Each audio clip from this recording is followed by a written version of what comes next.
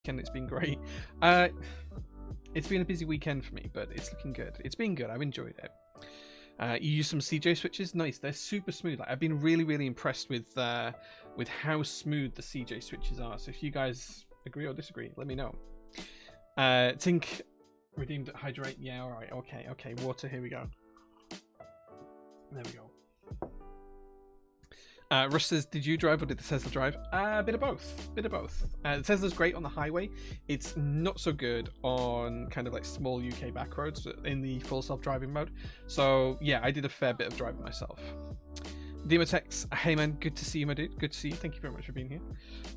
Today we've got a few things on board. We're going to be unboxing my Kepler FC65, which arrived this week.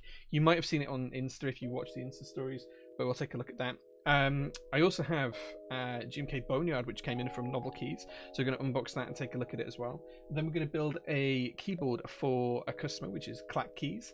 They've ordered a J-01, which we're going to build today. This is a 10 key version. We're going to build it with blue Dusk Pandas, which are a linear switch. I thought they were tactile, but they're not. They're linear.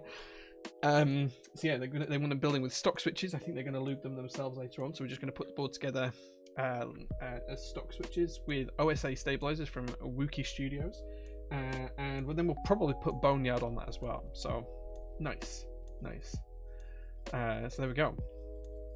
That's going to be the stream today. A few things to go through. Fake unboxing. I saw it in the stories. It's still unboxing. It doesn't have to be the first time I see it. That's fine. It's fine. Vox got his kinetic driver from Geico finally. I haven't had mine as yet. I don't know if it's shipped or not. Let me take a look. Let me see if I can see anything in my emails about this. Geico. Nope. Kinetic driver. I updated my shipping address on the 14th of September. I haven't heard anything since. So hopefully we'll get it soon. You must get so many emails, dude. I get a lot of emails. It's nuts. It's kind of nuts. But yeah, too many emails to handle sometimes. But yeah, hopefully it'll turn up soon, Vox, because I'm kind of excited to use it. If you haven't seen it, Geico do these amazing kinetic drivers, so it's got like a weighted gimbal inside of it, which means it's just really easy to spin as a tool. It's just pretty cool. It's pretty cool. Every 15 minutes, your group buy order. I don't join that many group buys anymore. Crafted Cable says, you use the CJs completely stock. Love the feel. They sound a lot louder than the loop creams are replaced, but liking them so far. Yeah, the sound was the only downside to them stock for me. So I put them in a, was it a Clipper or a Fiel or something like that? I can't recall. And I thought they felt super smooth. Like, they are super smooth. As switches come out of the box, they are probably the smoothest switches on the market right now. In terms of how they sounded, I was a little bit unhappy with that, and I think lube would help that, but I don't know if lube will actually detract from the smoothness of the switches, because they are super smooth stock. They are super smooth, so I don't know how that goes. I do have a lot of them with Matt, the Pokemon kid, who's going to lube them up for me and send them back. I think he's got about 1,000 switches to lube for me, of which a good chunk are CJ switches, so we'll see how they go once they've been lubed, and I'll compare them, but yeah, I'm interested. Been taking things apart and putting them back together again all weekend. They're shipping 100 a day, so hopefully you get yours soon. Yeah, I haven't had shipping notification yet, but hopefully that'll arrive soon. I joined it really early on in the group buy, so knowing my luck, they're probably going newest order to oldest, something like that. Or maybe they're doing it alphabetically, I don't know. Or maybe they're just doing country by country, who knows? But yeah, I'm very, very interested to get hold of it and have a play around with it. JQ says, evening, would you imagine after you've joined so many group buys it gets to a point that less feels like something new, so less group buys joined? I think it's just been from the fact that personally I've had no income for nearly 6 months now, over 6 months now, so my spending habits have changed, funnily enough, and I just join less group buys in general. I still have, I don't know how many group buys I'm waiting to ship on right now, but I think the only thing I've bought in group buys since were the Matrix ME boards. I bought 2 of those, and I think that's the only thing that I've bought in group buy recently. Yeah, less keyboards, more cars. I have gone a little bit nuts with the cars, but there is a plan for that, so it's not like I'm just buying cars for no reason, so there is a plan for that. Title says the video where they compared the real kinetic driver to the AliExpress one was cool. I haven't seen that. Share that video with me, Title. DM me and send that video over because I'll take a look at it. Thank you very much for letting me know about that. I'll take a look at it because I'm really excited to get the tool. Like, I love good tools. And yeah, the kinetic driver has been looking pretty smart. But yeah, I think it's more just my financial position, JQ, around joining group buys. Like, without having a known income each month, like literally the only income I have is from Twitch streaming from this. I don't take any money out of the business. I don't have any other investments that are paying me a cash amount each month or anything like that. I do have some good savings and some money tied up elsewhere, but I don't have any income other than Twitch, which is like 100 quid a month if I'm lucky, something like that. It's not huge amounts of money. Kinetic driver is so good. Hey Ruben, thanks very much for being here. Yeah, thanks Tidal. Drop me a DM with that on, and I'll take a look after the stream, because I'm really excited to see what the kinetic driver looks like and how it works in like real life. Like, I've seen the videos that Geico did and stuff like that, but yeah, I'd like to see it in real life. It should be pretty good to see. Yeah. No more car purchases yet though, Anarchy. The last one I bought was the red one that I showed on stream last week, and that should be with me early next year. So that's an investment between me and my father-in-law. So it's not just my car, isn't it? So I'm not counting that towards my tally of cars at the minute. So yeah, it does mean that the last one that I bought is the Tesla still. So yeah, exciting times. Okay, let's flip over to the cameras and I'll show you guys what we're working with today. So the first thing I want to show you guys is GMK Boneyard. So I did get this off of Novelties Extras. I got a few of the different kits. So I got the Domino Kit, which is pretty cool. Oh, I thought there was a little bit of tape or something there on this. I thought we'd got a misprint on the GMK keys. So I'm hoping we can get a macro column when we build the J-01 later on stream out of these. I also bought the Novelties because the Novelties were pretty cool. A couple of different bits and pieces. The skulls, the ISO enters, remarkably cool. Look at that. That's really cool. Pretty happy with that. Gact and Marmac, thank you so much for the follows, guys. I really appreciate those. Thank you very much. So pretty cool Novelties. I like the fact that we're seeing more and more ISO Novelties these days. I'm not sure if these are the glow-in-the-dark ones. I can't remember if Boneyard had glow-in-the-dark Legends or not. I don't think it did. Something did. It's not this. And then of course we have the set itself here as well. I haven't opened this yet, so I'm going to be opening this live. It's got the Boneyard text here, the skull and crossbones on the rear, and then of course the Novelties logo on the back too. If any of you went to the Novelties meetup this weekend, let me know, because I'm absolutely gutted that I couldn't have been there. It was just too far to travel with COVID restrictions and everything else. Reminds you of the Terra Below Ice Novelty. Yeah, well, this came a long time before Terra Below. Like, Boneyard was originally an add-on kit in the original run of Carbon, which was, what, 2016, I want to say? Something like that. Although I'm not sure if the Novelties were present at that point.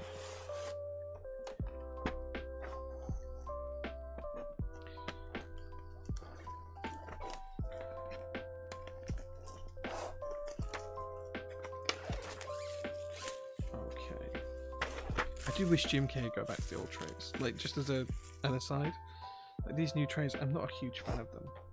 But here is the key set, remarkably intact. As you can see, it's just kind of like a soft beige on grey. It's pretty nice and monochrome. Plenty of compatibility though. Look at all that. Lots of compatibility in there.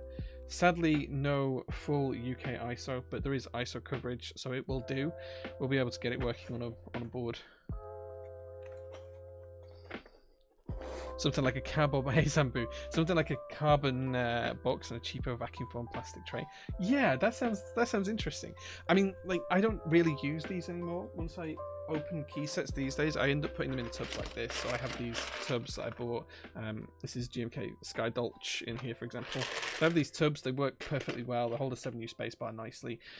But it would be nice if I could still have the old GMK trays. But I mean, these are great in terms of environmental impact and all of that kind of stuff. But yeah, I do wish that we were back in the old GMK trays. I'm not quite as much of a fan of these, especially depending on which vendor ships them, because sometimes they get cracked and damaged. And yeah, keys can be all over the place. But either way, it's a great looking set. Should look really, really nice on the J-01 we're going to build for clack keys later on today.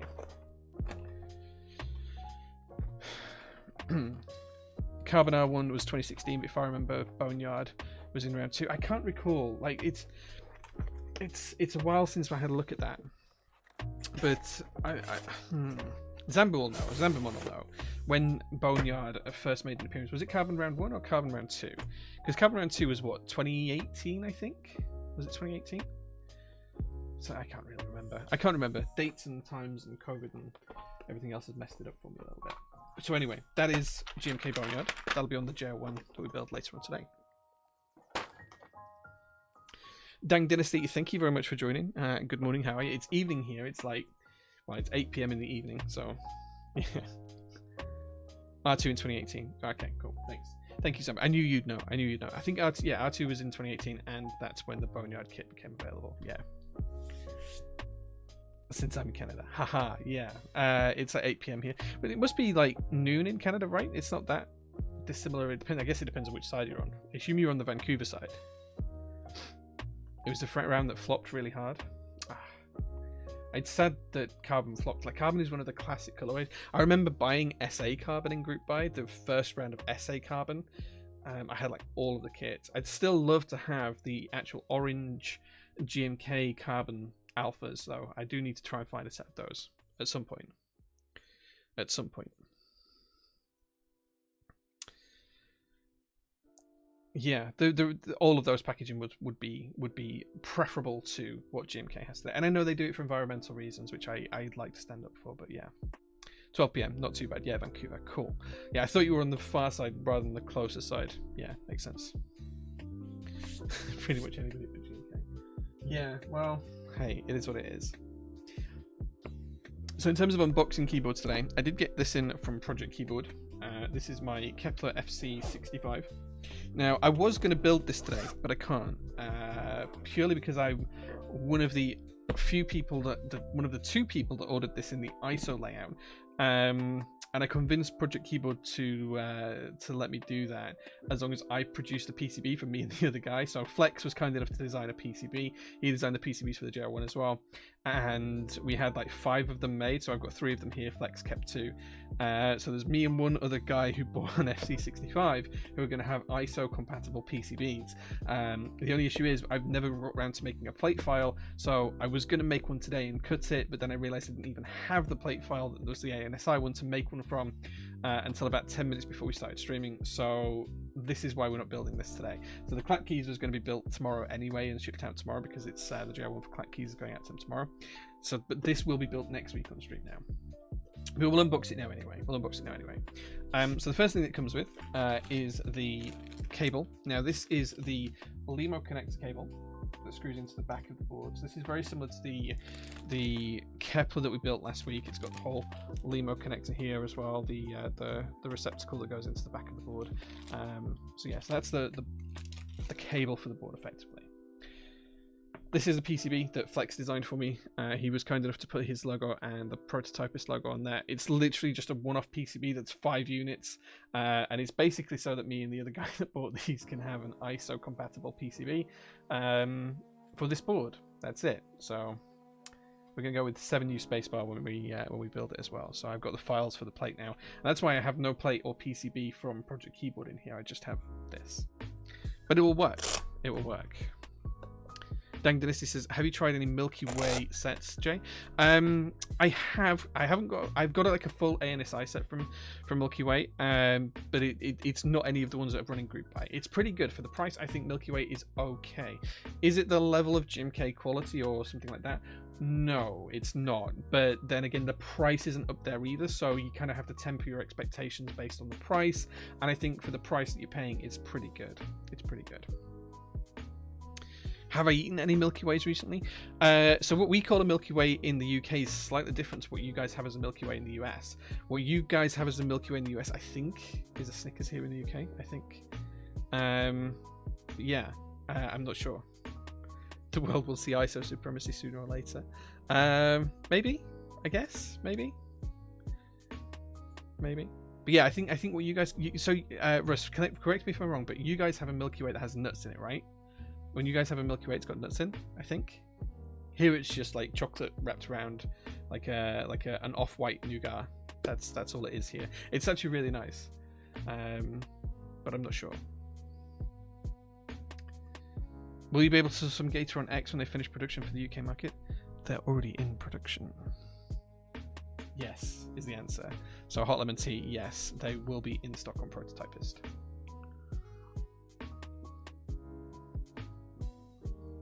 Socialite's here as well. He says, I hope yours is smooth. I looked out with mine, but I know some people had some noticeable bumps on their FC65 top housing. Well, we'll take a look.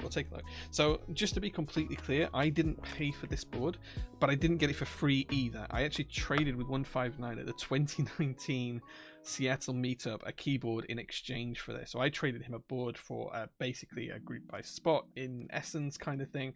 And this is where my board comes from. And that's the one I think he was accommodating in terms of me wanting it to be ISO layout.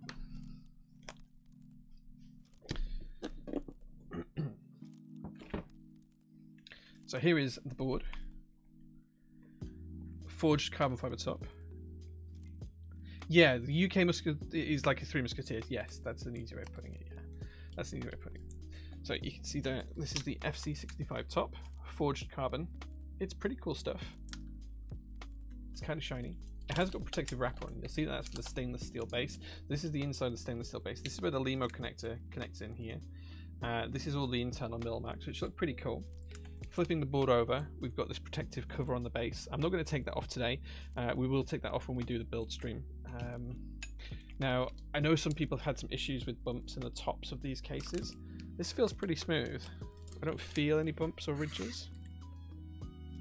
But again, there is this cover in place. Yeah, it feels pretty smooth. I don't feel any pit marks or anything else. A little bit dirt on there, but yeah, it's pretty cool. It's a heavy, chunky boy as well. Not quite as heavy as the Kepler we looked at last week. That's where the USB is going to come through.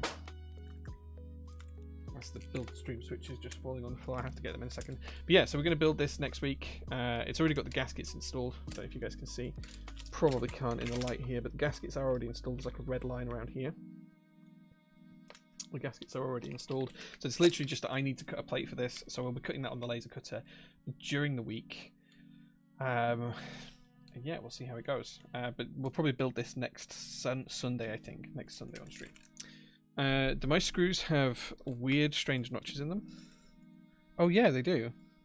They have machine notches. So these are machine screws that have weird, strange notches. So you can see that it's got the standard hex key fastening. And then there's also some bumps and marks around them. Those are locator pins for different machinists. So when you have the machines automatically put the screws into something, they sometimes have screws with locator marks on, so the screws know where to start screwing because they know where the thread starts and ends. That's what these are. They're locator marks on the screws. And it's just so that the machine putting the screws in knows when it picks the screw up that it's in the right orientation to start screwing, so it doesn't go too far, because you don't want to screw it until it hits resistance. What you want it to do is you want it to screw a certain number of times that's going to hold the part together, so it will spin exactly the right number of times to drop the threads down into the part, rather than spinning until it finds resistance. So that's all calculated from where the position of those is. And it'll be different in every corner. It should be offset by a quarter turn in every corner, which is pretty much what we're seeing here. If you look here, they're at the top there, and then they're at the bottom here, so maybe a half turn. Depends on the settings of the machine, but yeah, that's what they're for. Going to polish the top of your screws, been meaning to polish mine. I hadn't considered, to be honest, but yeah, maybe. But there we go, that's the FC65. We'll see how we go on that. I haven't decided whether I'm going to polish the screws or not. We'll see how the board looks once we've built it.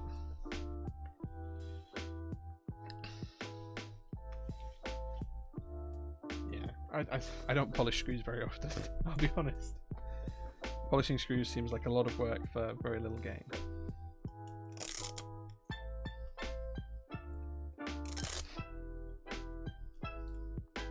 That's the FC65.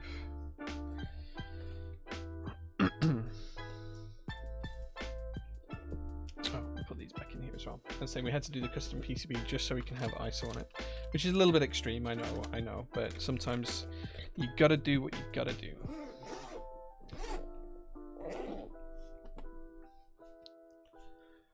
Okay. In fact, let me put this side. Okay, for today's build stream, as I said before, we are going to build a J-01, but I've dropped the switches on the floor. Let me just grab these. And these are the switches we're going to use. These are blue dust pandas, and these were chosen by Max over at Keycaps. These are the switches he wanted to use. I'd forgotten that these were a linear. I thought they were a tactile, but they're not. They're a linear switch. Dusky housings, blue stem. Alex Otos, thank you so much for the raid, man. 281 folks. Wow, thank you. Welcome to the stream. We've literally just finished unboxing a Kepler FC65, and now we're about to start building a J-01. But thank you so much, guys, for being here. Alex Otos, I hope your stream went well. Let me know how it was. Let me know what you built today. Musa Rides, thank you very much for being here as well. I see you there. Raid, yeah, shout out to Alex Otos, thank you very much. If you guys don't already follow Alex Otos, you should do, because he does some cool stuff, including some desk mats that I have in stock right now. So thank you very much, guys. We are just literally looking at the switches we're going to use today. So this build is actually for Keycaps, which is an artisan maker here in the community, and we're going to be building a J-01 for them using these Dusk Pandas. They asked for them to be stock, so we're going to use stock switches. Yeah, so the last of the J-01s, I kind of gave it waiting for the last of the... Let's go back to the camera for a second. I kind of gave it waiting on the J-01s for the ISO replacement FR4 plates. So I'm just going to ship the boards, and then you guys are literally going to have to get the plates separately. Like I'm just going to... Because you'll all have a CF plate or something anyway, so I'll make sure everyone gets an ISO CF plate at the very least, and then I'm just going to ship the FR4 plates later on, and you'll just have 2 packages instead of 1. So they're all going to ship on Monday or Tuesday, depending on how much time I have. One of the J-01 extras. So J-01 extras will be hopefully at the end of this month or early next month. Sometime within the next 4 weeks is the plan. Alex Otos, thank you again so much for the raid, man. Appreciate that so much. Thank you so much, dude. Thank you. I appreciate it more than I can tell you. Let me know how your stream went. Let me know what you built, because I'm excited to hear about that. Okay. So we've talked about switches. These are going to be the Dust Pandas, the J-01s. That's what we're for the J-01s today. That's what we're going to use. You have some switches ready, Musa Rides? Yeah, well, I'll ship the ISO J-01s Monday, Tuesday. I'll get them out. And then as well as that, we're also going to build with the Wiki Studios OSA stabilizers. So these are the ones I'm going to chuck in for free with Keycaps as well. And these are basically just the smoky grey stabilizers that we used last week in the build.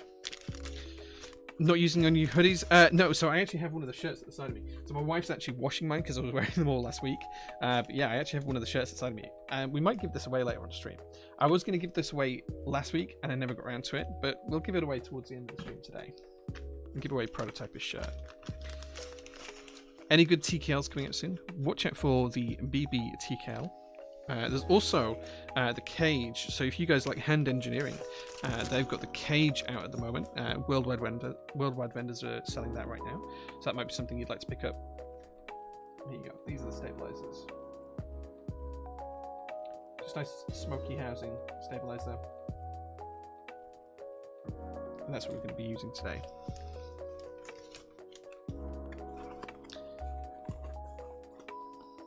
Yeah, the cage. K-A-G-E. Did you said? I did said. Cage. K-A-G-E, yeah. Did you get any of the Wookie Switch pullers along with the Icky shipment by any chance? Wanted to cop one, but they're sold out. No, I do have some lying around, like personal ones. It's actually in the workshop right now rather than here, which is frustrating. Oh no, I have one here. I have 2 personal ones. I have a multicolored prism one and I have a grey one as well. These are really good. These are probably one of the best switch pullers on the market, in my opinion. They even replaced my incredibly expensive one that came from Morgry Studios. So I did have this one, which came from Morgry, and I haven't used this since I got the Wook ones in. Thank you guys for all the follows as well, guys. I really appreciate that. So I haven't used these since, because this is just better. It's titanium and it's better. It's simple as that. It's just a better tool. I didn't get any in with the Ickies, but I will get some more of these on order so we can stock them again on the store. Because it's about 2 months since I ran out now, so I will make sure we get some more in the store. Please sell it to me. It's my personal one, I'm afraid, man. My personal one. I might be pronouncing it wrong, Lex. Hey, I apologize if I am. I'm not good with pronunciation. Okay, this is a J-01 we're going to build today. Now, I haven't checked this from the manufacturer, so this hasn't been QC'd. We're going to QC this one pretty much live. So we have the mini 3D printed J-01 first of all. It's still got some of the support material on this one, so we'll take that support material off and then make sure it's nice and ready for the owners. There's no keyboard command, but the keyboard I'm using personally here today, that's a Heine TKL1 with OG dice of keycaps in Yugoslavian language. Which screwdriver do I want? Yeah.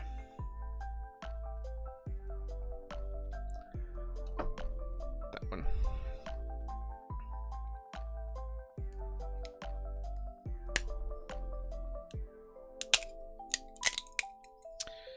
Take off these supports now. Fluffy Keeps, thank you so much for the subscription for 3 months. Currently on a 2-month streak. Thank you, man. I appreciate that. Evening, Jay. Hey, man. Good to see you, dude. Good to see you. Okay. Just taking off all of this support material, and then there we have the miniature J-01 that everyone got when they bought these boards. Miniature J-01. There we go. Got the J logo on the base. There we go. So we'll include that in the package when we ship it. There'll also be a prototypist keycap as well included, but I don't have that to hand just yet. Carbon fiber plate in ANSI.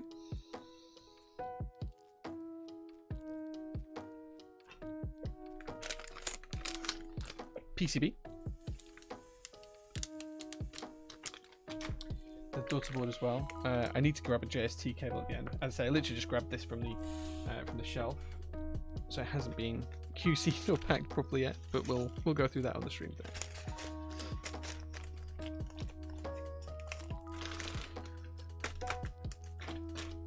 We also have the gaskets. Yeah, so I can talk a little bit about the difference between the forged and weaved carbon fiber plates in a second. So these are the gaskets. That's the top gasket, which actually goes this way around.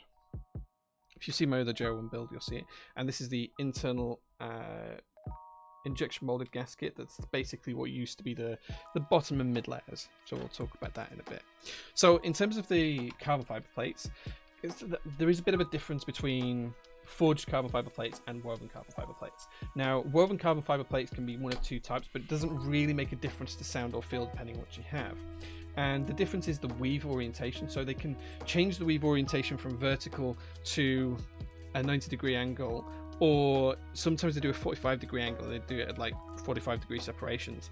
So each layer is kind of separate to each other. So you have a layer like this, and then you have the layer underneath the opposite way around, and then you carry on doing it like that. That's one way of doing it. Or sometimes they do it at a 45-degree angle, so you have a few more different variations of layers in the weave.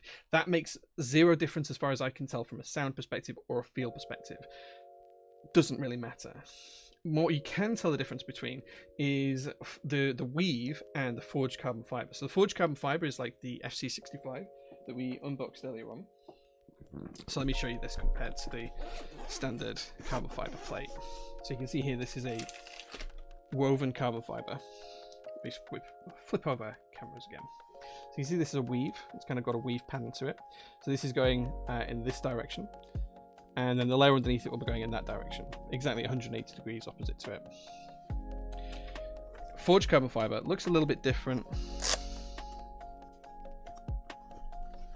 Forged carbon fiber has this kind of mottled effect to it that you can see here. It's kind of it's difficult to show. Let me go over to the camera.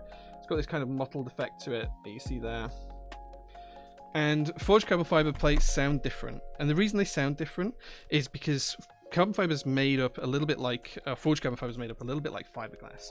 So it's kind of like put on in little bits and pieces and then resin epoxied into place. Now, in a weaved carbon fiber plate, you've just got in between each of the layers on here, you've just got a thin layer of resin that holds all of the layers together and makes it stiff and firm, and that's what gives it the texture that it's got. In forged carbon fiber, you've got all of these tiny pieces, and you have much more resin content to be able to get all of the pieces to stick together, because it's a little bit like paper mache, where you tear bits of paper and put them down and glue them in together. That's kind of how forged carbon fiber is put together. So forged carbon fiber actually sounds a little bit more plasticky because it has a higher resin content than actual woven carbon fiber. So I hope that helps, but there is a sound difference. It sounds a little bit more high-pitched. Personally, I'm not a fan of forged carbon fiber plates, but I love woven carbon fiber plates. That's just my personal preference.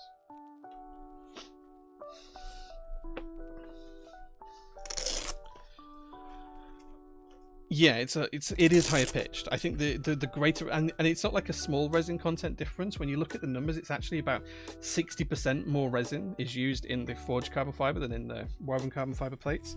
So there's like a fairly big difference. Okay. Now this build is going to use a brass pen rail, so we do have an extra brass pen rail. FR4 plate made of. So FR4 is made of FR4. It's basically a fiberglass resin, and it's variant 4 of different hardness scale. I think it's on the Mohs scale or something like that.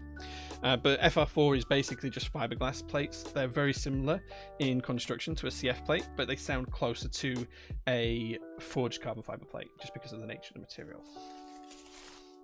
This is not a personal build, no. This is actually for Clack Keys. This is a build for Clack Keys, the artisan makers, who I believe are in chat right now. They were earlier on. But this is a customer build for those guys. Yeah, FR4 plates are made from FR4. Thrax, hey man, good evening.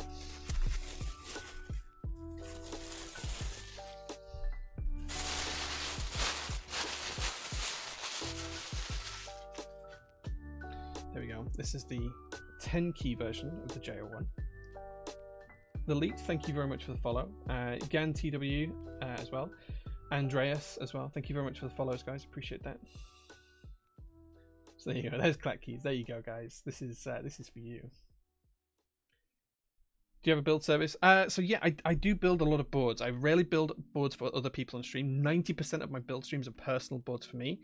I rarely build for other people on stream. I just happen to do this one because I don't have a plate yet for the FC65, which I plan to build today. So I was a little bit out of sorts when I was trying to work out what I was going to do. So that's why I'm building this one today instead of just building it off stream. But I build maybe 15 boards a week off stream for people. I usually have 2 build slots per day that I try and fit in.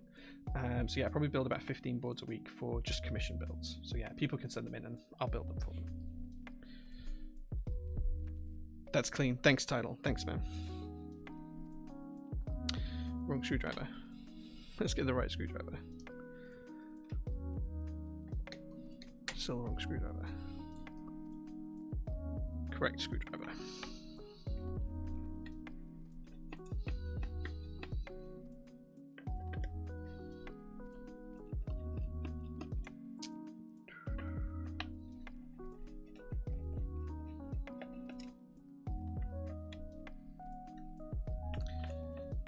You need some more staff so you can go home before I'm in bed. Hey man, yeah, like I'm here until midnight most days. Start at 7 AM, finish at midnight, 6 days a week on average. Okay, let's put the bump on before we turn this over.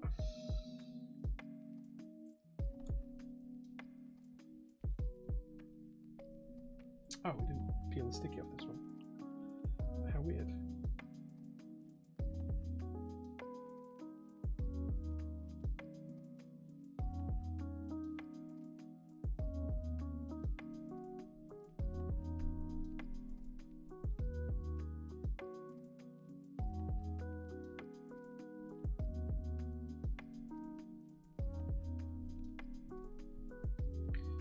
Yeah, more staff at some point soon.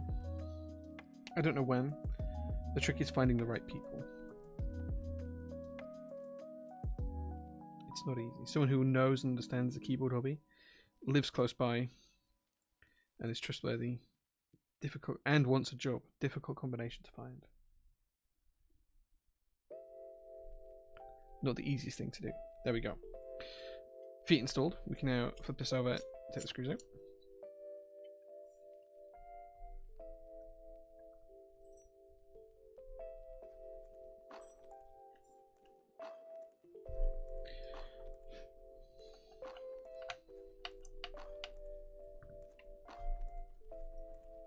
the screw doesn't want to come out. It'll come out when we lift the top off. Here we go. There we go.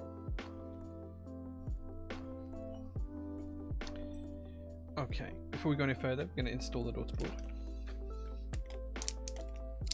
When we take a break later on, I'll go and grab a JST cable for this because I've left the JST cable.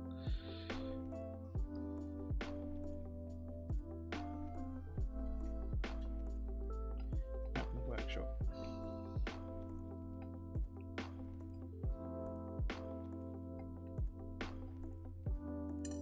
Clack Keys thinks it's exciting. I'm glad you guys think it's exciting. I'm excited to see what you guys do with it because I love you guys' photography. So I'm excited to see what you guys do with the board.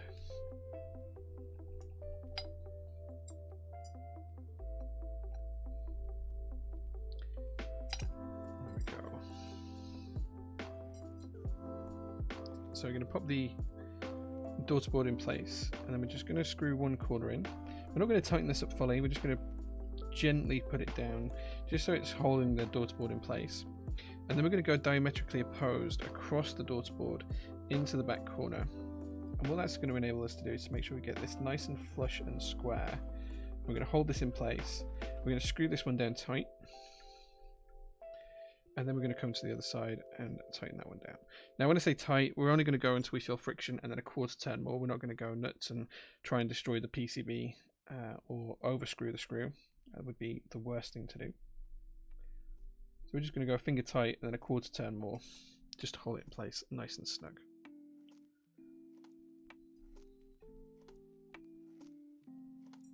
Oops, struggling to get this screw in.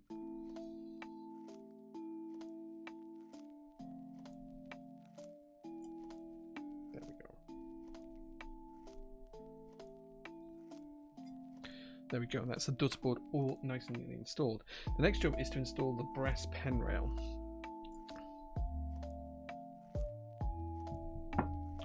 So on the underside of the keyboard, on the inside of the keyboard, sorry, we do have 3 screws. These hold the pen rail in place. We're just going to undo these, swap out the grey pen rail for the brass one. Enemy's friend here as well, he says don't mind me, I'm just lurking. Good to see you, man, good to see you.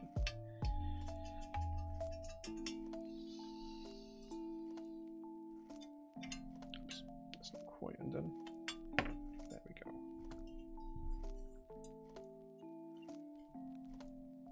Drop those screws out, and we're just going to put the silver pen rail to one side for now.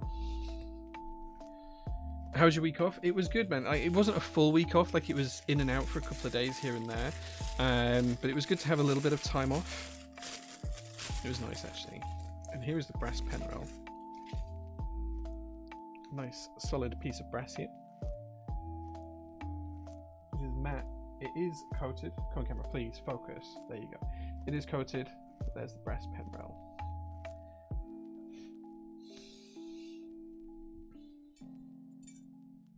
What we're going to do is we're just going to align this up here. I'm just going to make sure I can see the screw marks through. There we go. Screw the center one in first and then we'll do the 2 edges. Again, just going in gently here. We'll go back and tighten up in a second.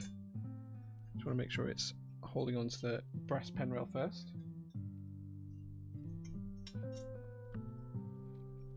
That's looking good. I'll tighten that down. Again, not overly tight, we just want to make sure it's rigid and it's not going to move anywhere. And there's the brass pen rail installed.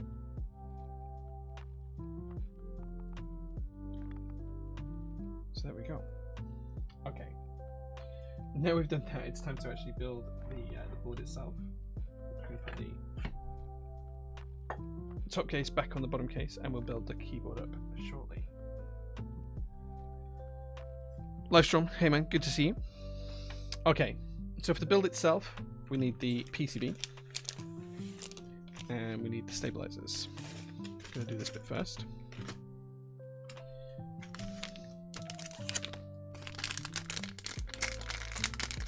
Yeah, it was nice to have just a little bit of time for me and the wife.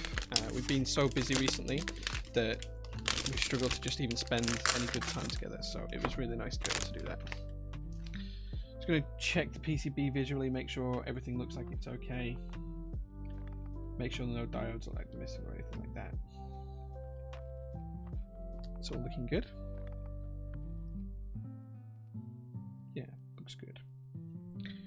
Time to do the stabilizers. So for this one, I believe that Crackkeys want it is standard ANSI layout with the 6.25U spacebar.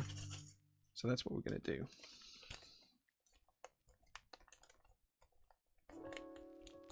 We're going to go full backspace.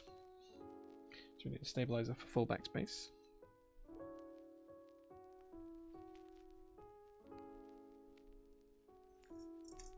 We need our ANSI enter. So we're going to have a full stabilizer for ANSI enter.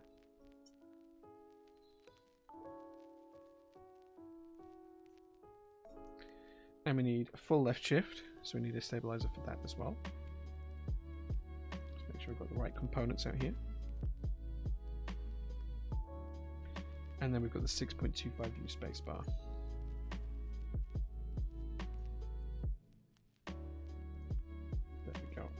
All the stabilizer parts for me.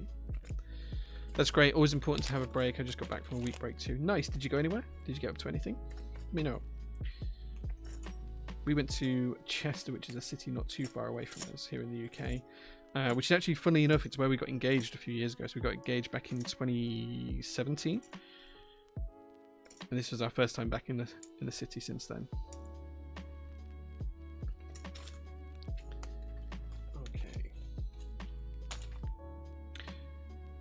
So to put these stabilizers together and lube them up,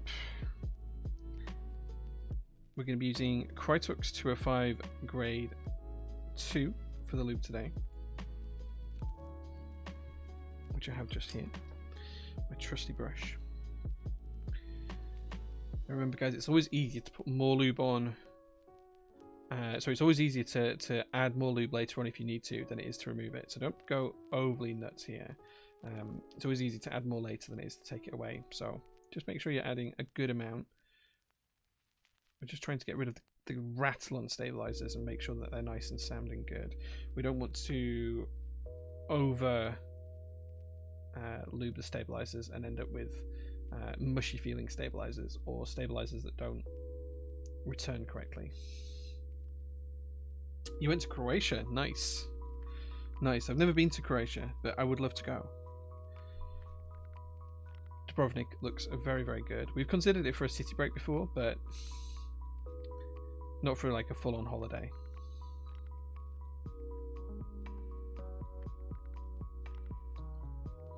Chester's lovely. It's just an old... If you've been to York, you've been to somewhere that's very like Chester. So Chester's just a really old school, like historic town. It's nice. It's definitely aesthetically pleasing. You may have seen some of my pictures on Instagram showing just how aesthetically pleasing Chester is, because it's a lovely place. Just going to put a light coating on the slider rails here. We don't want to put too much on. We're not trying to gum up the works. We're just trying to make it smooth and nice to use. As I say, it's always easy to add more lube later on if you feel like you can adjust them rather than try and take lube away. I'm just going to put a small daub just in the back here as well.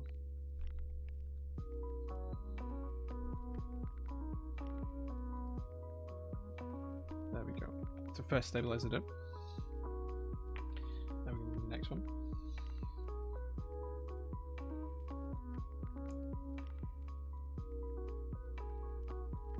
And guys, thank you very much for still being here. If you joined with Alex Otos, I appreciate you guys being here. Yeah, I prefer 205 grade 2 for stabilizers because it's slightly thicker. Stabilizers are always something that you're going to have to tune and adjust as you go through the lifespan of the keyboard. Like, it's never going to, no matter what you do during the build, it's never going to last forever. 205 grade 2 gives similar results to the XHT BDZ, but it's cheaper, like by a factor of like 10. So it's my preferred lube for stabilizers. It's really nice and thick and it works well. Building some Pacos, nice. I didn't realize anyone still built Pacos. They're a good switch. I have a board with them in somewhere. Can't remember what board it is. I feel like it might be It might actually be a Zambu board. I can't remember what I built with it now. It's a couple of years ago though. Back when Pacos were like a huge thing. You don't hear of those switches very often, so yeah, let me know what you're putting them in.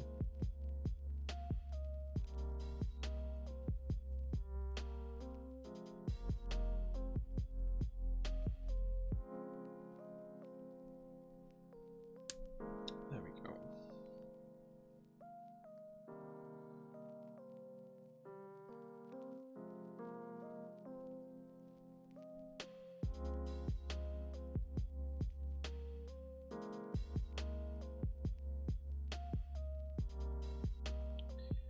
You like them better than Holy Pandas? That's fair, that's fair. I mean, hey, even the creator of the Holy Panda prefers the glorious ones to the original Holy Pandas, right?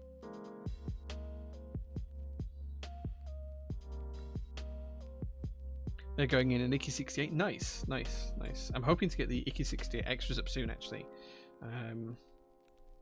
Because lots of people have been asking for those. So I'm hoping to get those extras up soon. Hopefully later this month. I'll try and get them up by the end of the month, I think.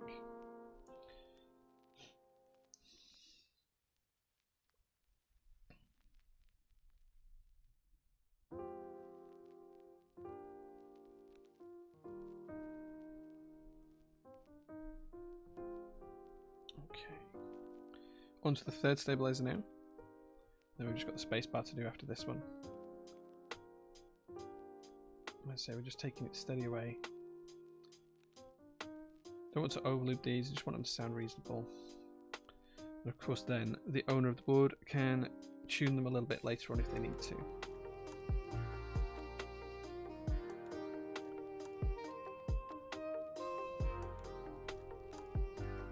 Omar, hey man, good to see you. I just tried putting a Bobber U4T stem into an Anubis housing with a 2-stage spring for a full deeper sound. How did that work out? Did it work well? I think I prefer Anubis switches stock to the U4Ts, but I know I'm probably in the minority when I say that. I think most people prefer the U4Ts.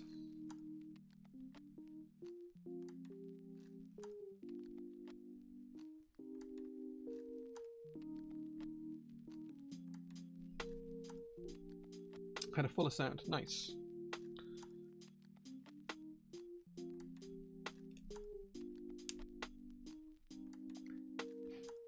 Just messing around. That's fair, man. That's fair. That's how a lot of the Franken switches were made. Just people trying things out and messing around, as you put it. That's how the Holy Panda came into existence, and we all know how that went.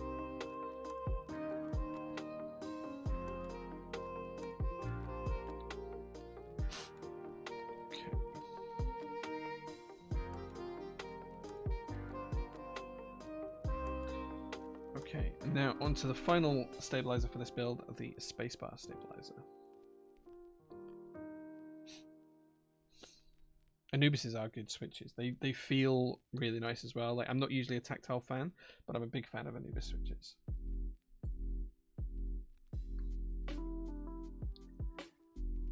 Okay, last stabilizer here.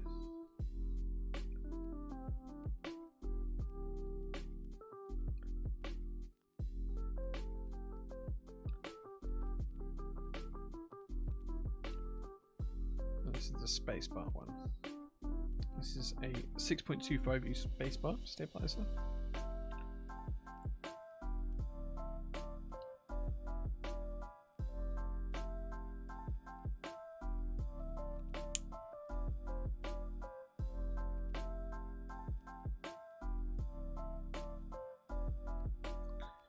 Bobber housings are so good. Gonna try some funky combos when I get some more. I actually like the bobber housings with the Zelio stems. Like, they're actually pretty good. Someone sent me a batch of those switches to put in one of their boards, and I was actually pretty impressed by them. And I'm not usually a tactile fan these days, but I was pretty impressed by those switches. I think they were Zelio's V2. Well, I'm almost certain they were, based on the feel. They're pretty highly tactile. This is the Harris Heller Stream Beats playlist. It's free to use, and as I say, it's on YouTube. You can YouTube it. It's Harris Heller Stream Beats. it's fully licensed for any streamer to use.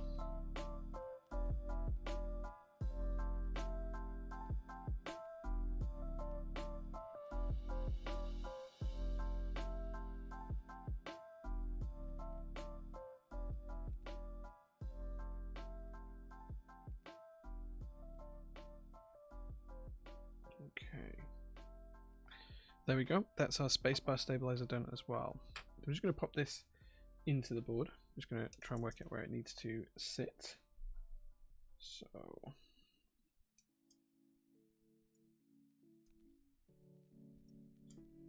wait. Let's get that right. There we go. There we go.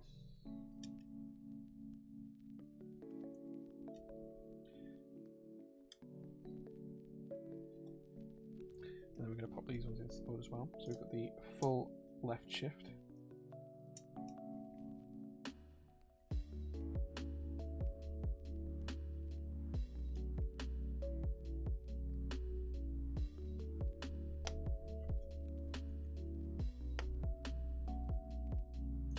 And then we've got the ANSI enter.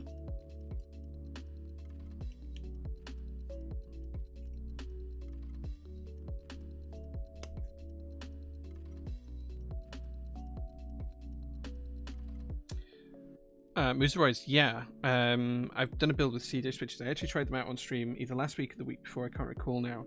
We put them into a Mechanisk board. It was either a Clipper or a Fial. I can't remember which one. The board's actually just up on the side there. The smoothness, they're unbelievably smooth. The sound wasn't the best, but it wasn't the worst either. Like, I think they could sound a little bit better. They sound a little bit on the cheap side, which I mean in the nicest possible way. But yeah, I was pretty much a fan of them. Like, as a stock switch, they're probably the smoothest on the market right now. Okay, just gonna put these little spacers on the screws, and then we'll screw these in. And remember, guys, when you're screwing these down, just make sure that you're not over tightening them. You want to make sure that you've got the screw to hold the stabilizer in place, but you're not trying to kill the board. So you just want to go until it's finger tight and then a quarter turn more. No more than that. You don't want to be crushing the PCB. I've seen people snap PCBs and crack them just by over tightening these screws. So just be careful when you're tightening them up.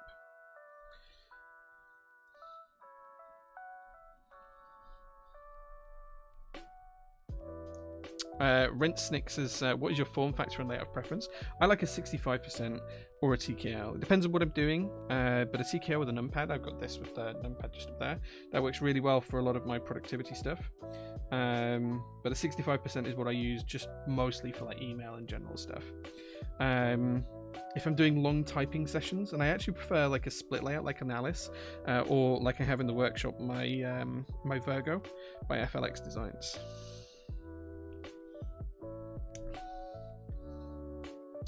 How do I unbend the pins on switches? I got some tangerines from you and my postman attempted to put them through my letterbox. So you just bend them back straight. Like, I'll show you in a second. When we get to the switches, remind me, Celestial, and I will show you. I'll bend a pin on purpose and I'll show you how we unbend it. Bent pins happen all the time with switches in stripping. It probably wasn't your postman. They just, like, in just a bag like this, or in like the tubs that they come from the manufacturer, when they come in a tub of like 30,000. They sometimes get bent pins. It just happens. It's just part of the way switches are. But it's an easy fix.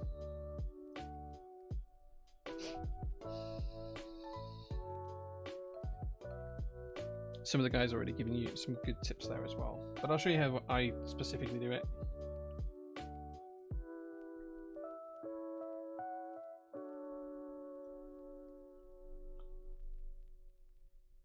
Okay. Last stabilizer to do now. We're just going to screw in the shift one, the shift stabilizer on the left. Again, as I say, just making sure we do these finger tight and then a quarter turn more. No more than that. You're just holding the stabilizer in place. You're not trying to screw it into the ground or anything like that. It doesn't need to withstand tons of force.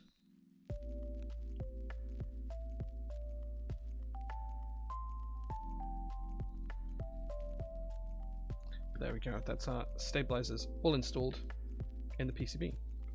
Check that the plate fits, everything looks good. These are going to be a little bit tight on there, but there we go. And we can see that the plate's going to sit nicely on top of those stabilizers. Now it's time for some switches.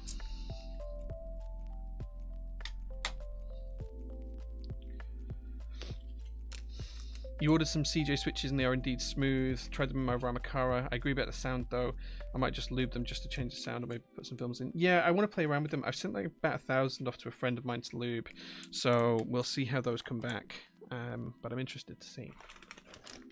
But Celestial, you asked about a bent pin. So let me show you. Let's bend the pin and I will show you. So here we have a switch. You can see that both pins on this are straight.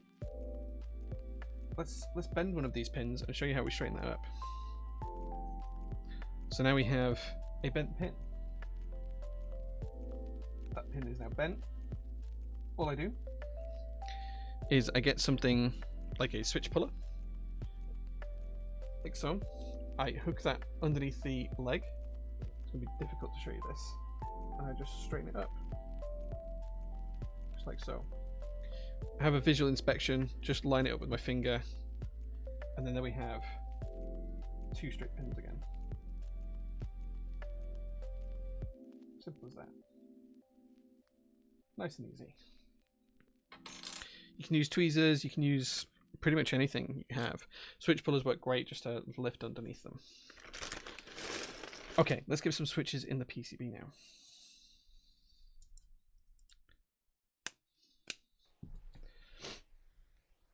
So I'm going to put the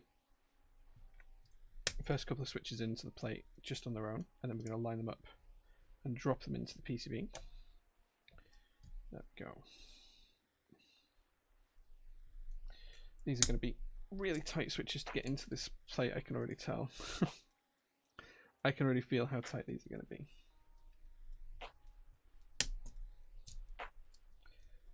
We may have to put these in first. In fact, what we're going to do is we're going to put the switches in for the majority of switch positions first. And then we're going to put them into the plate. Into the PCB, sorry.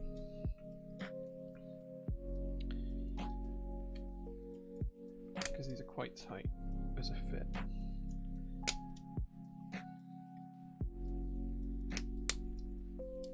Just making sure we get all the switch orientations correct here. And then we should be able to slot it into the PCB all at once. These are Dusk Pandas. They're a linear switch. You can Google them. Just Google Dusk Panda keyboard switch, and that should bring them up. These are completely stock and were purchased by the owner of this board, Fat Keys, as part of the bundle. So they bought the board and the switches all at the same time.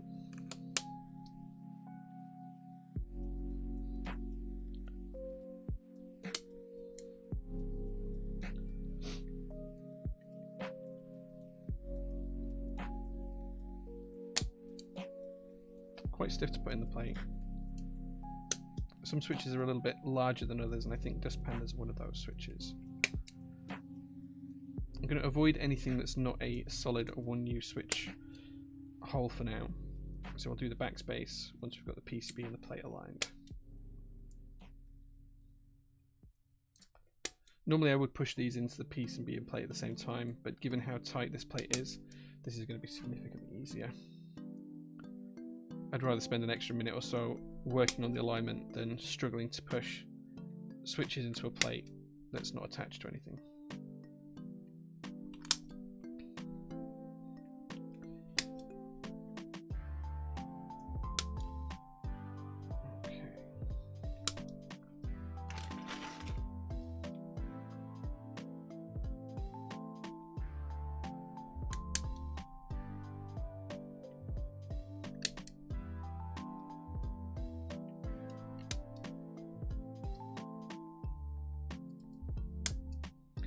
Make sure the switches are in place nicely. Sometimes they don't quite go in straight.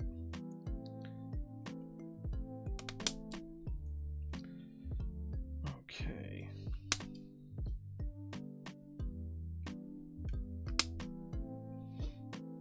And as I say, ISO customers for the J-01s, I'm just going to ship them tomorrow or Tuesday because you guys have been waiting long enough now, and I'll just send out the ISO FR4 plates at a later date.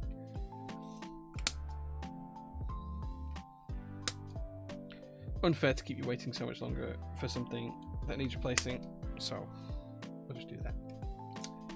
I'll make sure everyone has at least their original plate or a CF plate instead. Destiny when? I'm going to try and play some Destiny on Tuesday. I'm going to try and spend a couple of hours on Destiny Tuesday.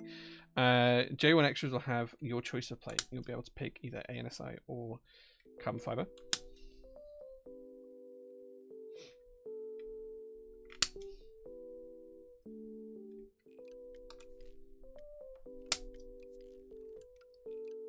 And as I say, I really want to get the extras out pretty soon. So they're just taking up warehouse space that I don't really have. So I do want to get them out pretty soon. A fresh, hey man, good to see you, dude.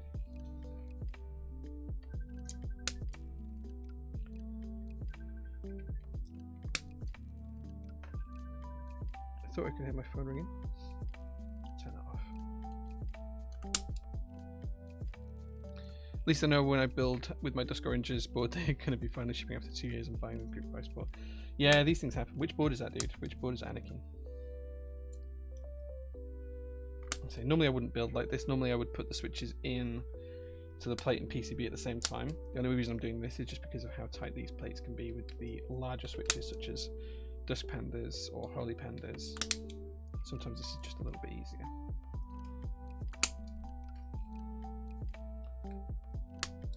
Okay.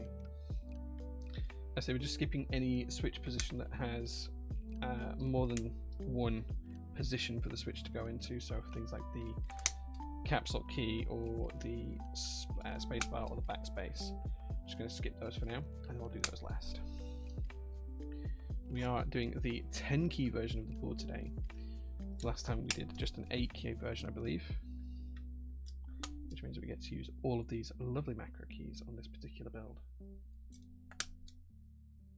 As it's a customer board, I won't be programming any macros or via into it. I'll let the owner of the board sort via out once they get the board in their possession. But it will have the default key map enabled on the board as standard. Okay, so I'm just going to check that all of the switch pins are indeed straight and not bent, just to make sure that we can get this into the board nice and easily. Looking pretty good.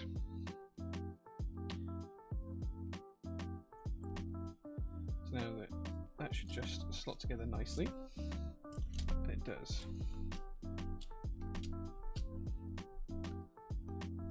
Okay. Let's get some of these additional ones put in. What the loop situation with these switches? So these are completely stock. So these have not been lubed or changed or anything. These are literally off of my shelving racks, and here we are, good to go. Which is an interesting decision, but owner's choice and all that. Okay. So just to make sure we get everything in the correct orientation here, I'm just going to grab some keycaps just to double check and make sure we're putting things in the right spots. And for that we just need a series of 1.25U keycaps. Now I'm not going to put these fully onto the switches, I'm just going to rest these on top of the switches effectively, just barely pressed in, and we're just going to use this to make sure that we get all of the switches in the correct place.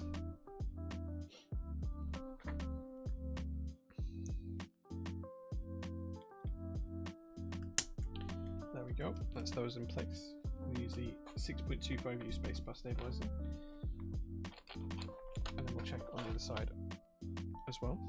Just make sure we get everything in the correct position here.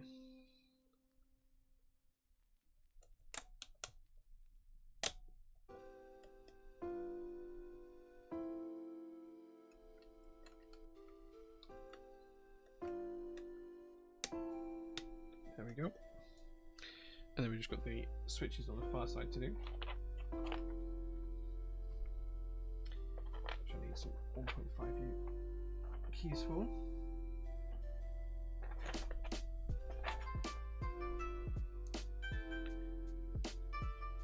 Boneyard, yeah, we'll be showing off the rest of the keycap set once the build's complete. This is honestly beautiful. Thanks, Creeth. Thank you, man. I appreciate that. This is a black J-01 with brass pen rail. Okay, so now we know that we've got the switches in the correct positions. We can take out all of the keycaps, and then we're ready to solder. Thank you, guys. Thank you.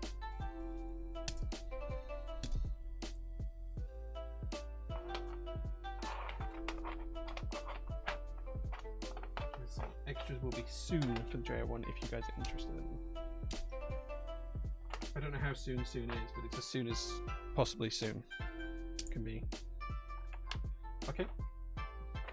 Put the key set to one side just for a few minutes. Just going to check that everything is nice and neatly aligned one last time. That the PCB is sitting flush on top of these switches. And that all looks pretty good. Just going to make sure we pin that when we solder it down. And we should be good. Okay, now we come to the time where it's time to solder, guys. So that means that you can ask me any question you would like, easy or difficult, about any topic anywhere in the world, only while we're soldering. And I will answer it as long as it's Switch safe, as long as it's stream safe and I'm not going to get into trouble with the powers that be at Twitch. You guys can ask me absolutely anything and I will be as 100% open and honest wherever I can be about any topic whatsoever. You can ask me about my thoughts on anything at all. Science, math, history, philosophy, keyboards, cars, you name it. I will try and answer as honestly and as fully as I can.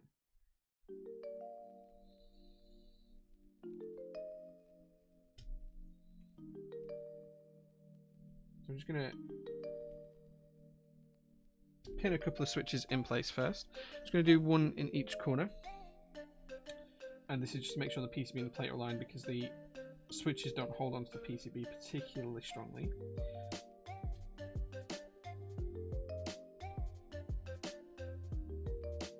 We're going to do one in each corner and then a couple in the middle.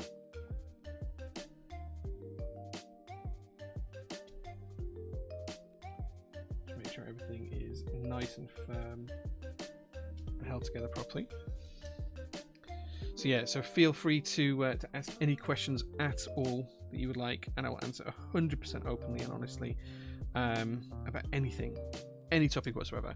Pricing for J-01 Extras hasn't been decided yet. I need to work through it. It's probably going to be about 10 to 15% more expensive than the group buy price, maybe a little bit more. There was some unexpected costs during the group buy, and those need to be recouped. So we're going to base pricing on breaking even after those costs. That's the plan. So I don't have pricing specifically just yet, but as soon as I can publicly announce it, I will. Am I coming to the UK meetup next year? So the NK meetup next year. I am really, really sad that I missed the Novelties meetup this year. Mike did ask me about 6 months ago if I was going to go, and originally at this time, the wife and I were supposed to be going on holiday to Cape Verde. We cancelled that due to COVID, and then we've just done a few series of day trips. So theoretically, I could have possibly made it, but at the time when Mike asked me, it just wasn't an option, just based on UK to US travel and the fact that we were already booked on another holiday. It wouldn't have been possible, but I will definitely be there for next year. If there's more meetups next year, I plan to go to a couple of the US ones, KeyCon and Seattle meetups, where I'd love to make sure I can be at and attend.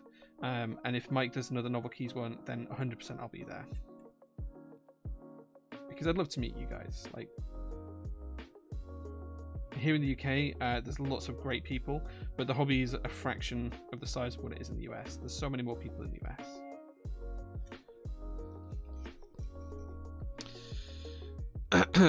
Fluffy Keep says, what's your opinion on boards coming with 3 to 4 different layers of different kinds of foams? Why do you think they get hate from a particular section of the hobby? Okay, so I think there's a couple of layers to this, but the first one is, traditionally in the keyboard hobby, people have tried to make boards sound good through design choices, which I think is ultimately the correct way to do it.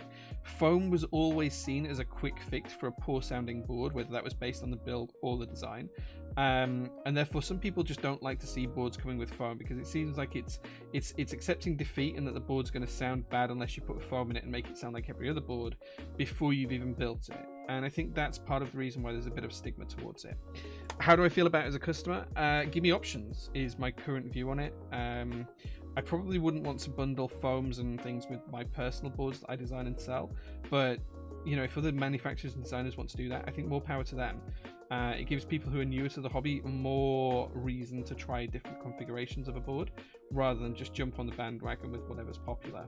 So I think it's ultimately a good thing for the hobby and for the community. Whether that's always going to be the case remains to be seen. and I do think it can be a bit of a sticking plaster. Can using some types of foam to some types of products on keyboards, I think it can be a bit of a sticking plaster. But hey, it is what it is, and some people are always going to like it. So I think both viewpoints are valid. It just depends on the keyboard and who's made it, who's designed it, who's manufacturing it, and what the end user wants. As long as people are happy. Like, if you get a load of foams with the board, you don't have to use them, right? Like, you can just ignore them, not use them, put them to one side, only use them if they have to. So yeah, I think that's my view on it. What was the group buy price again? I think it was £390 for the basic model without VAT included, for the J-01. I think that's what it was. I'd have to double check, but I think that's what it was. But it's going to be a little bit more expensive than that. I don't have any set pricing yet, though. I just need to make sure that we break even on the whole project, because like the PCBs in the end cost us about $7,000 more than we anticipated them to. So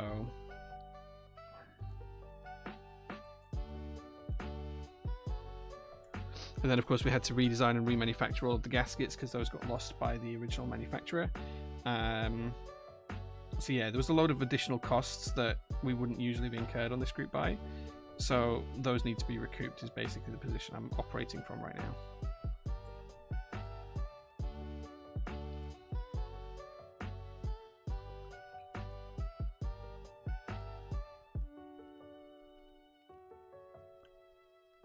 Okay. Look forward to seeing you next year. Thanks, man. I appreciate that. Just make sure to hunt me down if I am there, which I'll try to be. Just make sure to hunt me down. Or, of course, you can come to the UK meetups that we have. That could be fun too. Travel goes both ways, I think.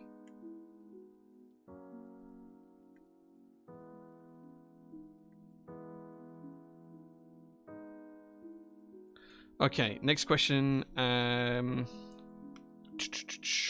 How dare you have a reasonable answer? Thanks, man. In your opinion, is the Bubble a good budget board?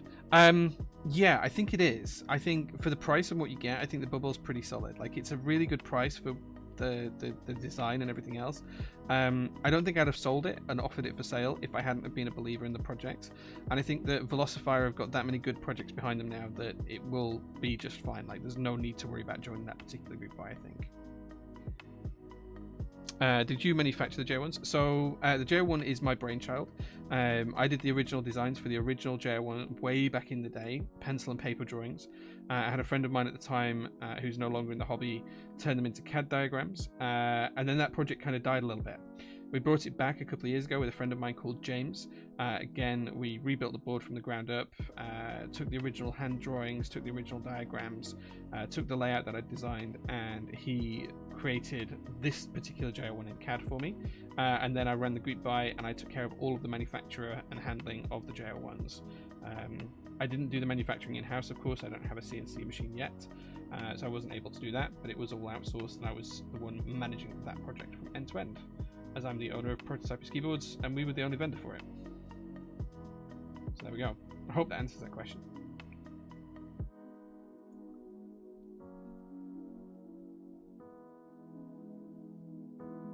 You guys keep asking about keyboard questions, so you need to ask other questions.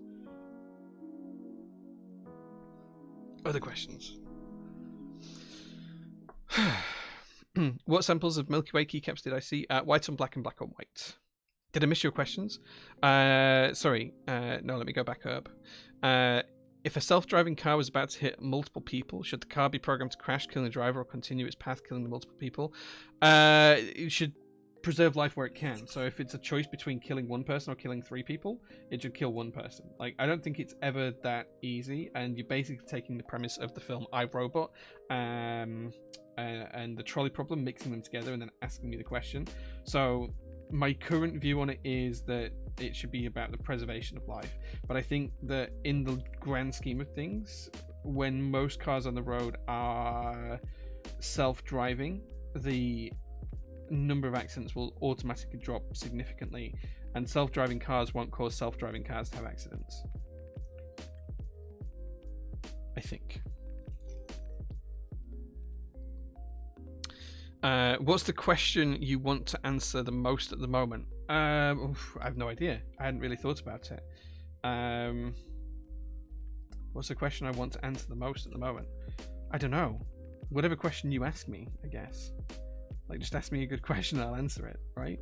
Some of the best questions we've had have been about science and math and history and stuff like that on here, so that kind of thing I'm always down to talk about.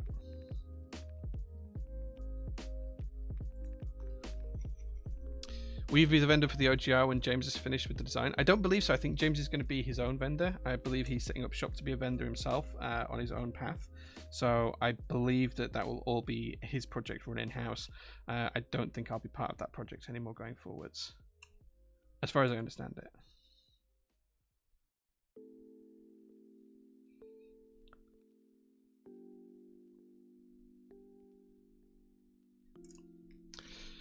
Eject the driver and hard stop the car, easy solved. Well, I'm not sure that's the answer, but yeah. I read that the Hollow Panda switches were created by Quakums on Top Clack blog. Was this run by you? So Bonta, Brian or Quakums, he created the Holy Panda on Top Clack. It was on a live stream, I believe. He created the Holy Panda. He was the first one to put those items together, create that particular product. I am part of Top Clack, but I was not part of Top Clack when that happened. That was when Man of Interest's Huey was actually part of Top Clack, which was before my Top Clack tenure started back in 2019. I think the switches themselves actually date back from late 2017, early 2018. I think that was when Brian first designed them. Well, first created them, let's say. I think that's when it was.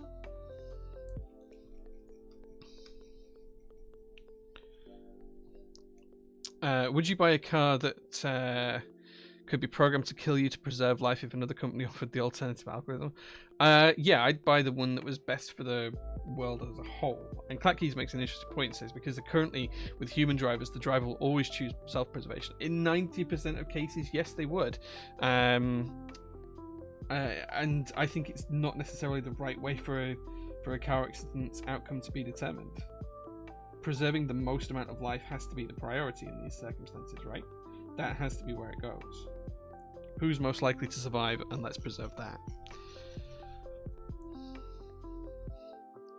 So yeah, it's a difficult one to answer any more than detailed than that, because I'm not sure how car manufacturers are actually tackling that specific problem. I'm hoping, I think that they're hoping that question won't ever arise, and that's not something that they will need to actively program, I think. But who knows? I'm not quite sure where insurance companies would sit on that either. Okay, so that's all of our soldering done. All nice and done. Before we ship the board out, I will clean off the PCB because there's a few spatters on there, but we don't need to do that right now. If you had to leave the UK, which country would you like to move to and why? Right now, Scotland. I'd move to Scotland purely because I hope they gain independence and move back to the EU. That's so I would move to Scotland. Yeah, so Top Clack used to be Brian, Quakums, Bector, and Huey. Bector left after a couple of months, and then Brian and Huey, Man of Interests and Quakums, they ran it for a couple of years. Huey left at the back end of 2018, and I joined at the start of 2019, and then it's been myself and Brian since then.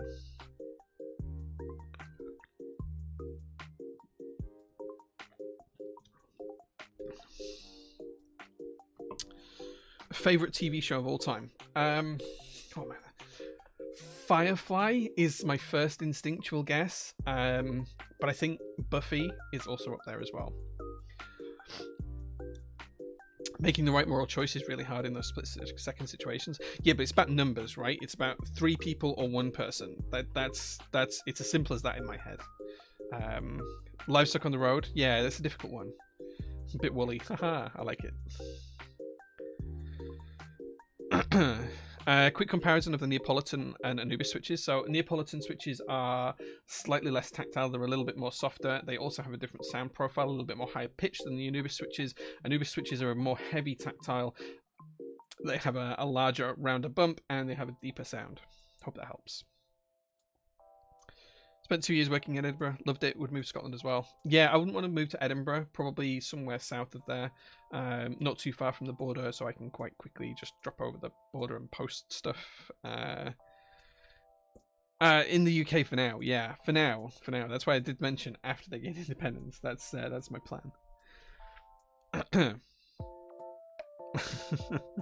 Mevland says, true. Any media content you're looking forward to? Music, movies, games, shows, etc. Okay, so a couple of things before we carry on with the build. So I'm just starting watching Squid Game, so don't spoil it for me. I've just started watching Squid Game.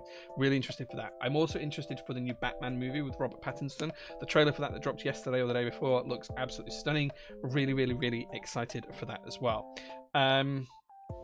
In terms of other things that are happening, I think there's rumors that Firefly might come back at the minute. I saw a couple of days ago. I'd be really interested to see that. I'm also excited for some of the more of the MCU movies. They've always been a highlight. Who's going to be cast as new Bond is also a big thing for me. I'm hoping Idris Elba gets the call up, but we'll see. So yeah, music. I have a bit of an eclectic taste in music. So yeah, I don't really keep track of it much anymore, but I'm hoping that Incubus are going to do another album soon. It's been a while since they've been doing it. Bonzo, yeah, Iron Brew, love it.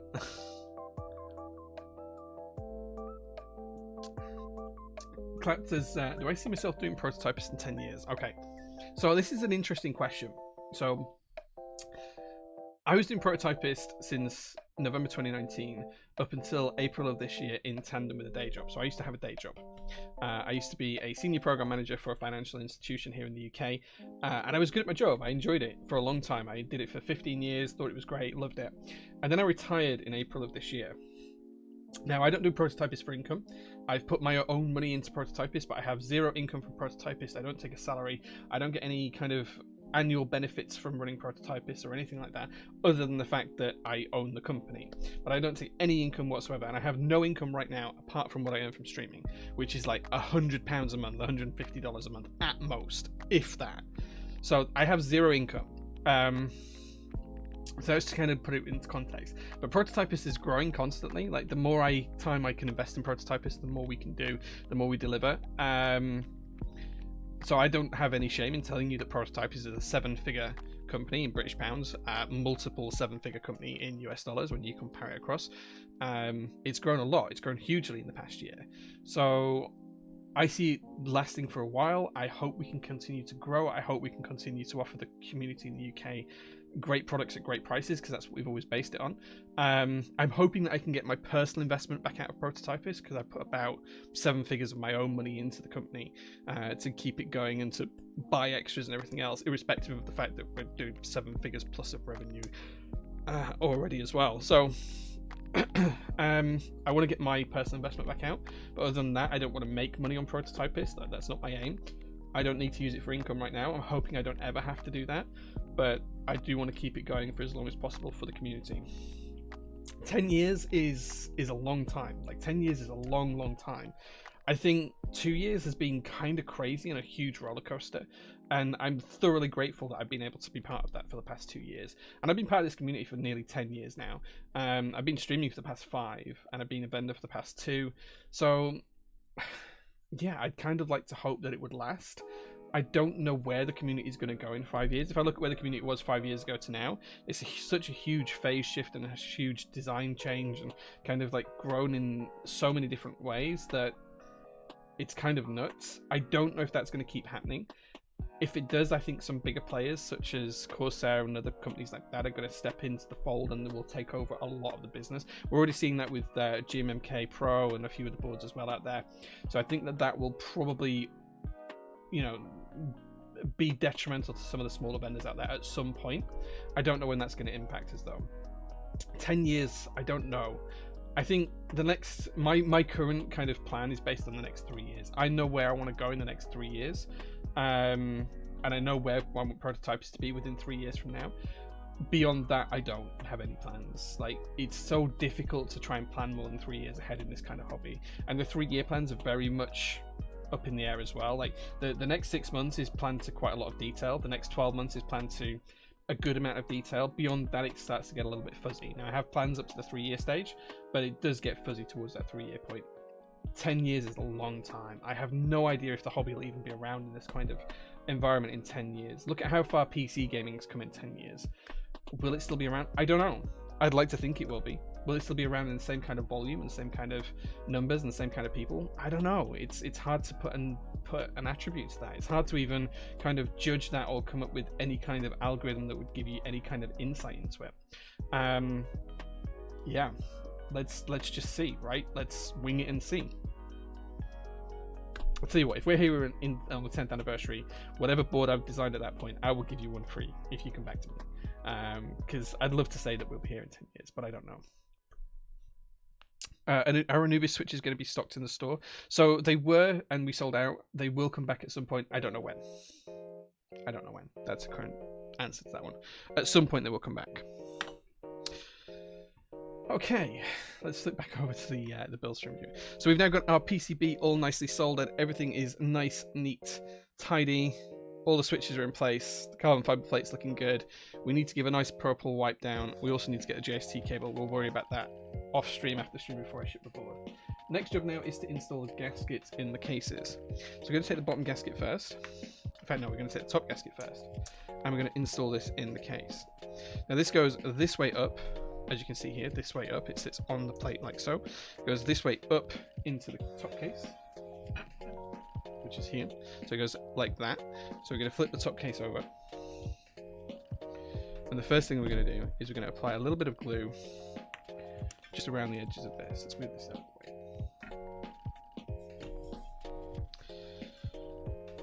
So as you can see now, this now needs to go this way and in like so. So what we're going to do is keep it this way up. We're going to take a glue stick just to hold it in place. And the reason we use this rather than have these as adhesive is because many people want to be able to change the boards in the future, Cerakote them, colour them differently, rebuild them, change the gaskets out. If we use adhesive, it stays in the board forever and you can't get them out, and then you have to have replacement gaskets. This adhesive just breaks down with a tiny bit of heat, or it'll just pull off. It's not a permanent adhesive. It's water soluble, it's edible, it's not going to last on anything, it's not going to damage anything. That's why we use this. And you don't even have to use adhesive for this, you can just pop it in place and it'll hold. But that's what we're going to use this for today. Just a little bit of tiny adhesive, and it gives us lots of pliability, moldability, and ability to move stuff around as well. So just going to tuck the gasket into place.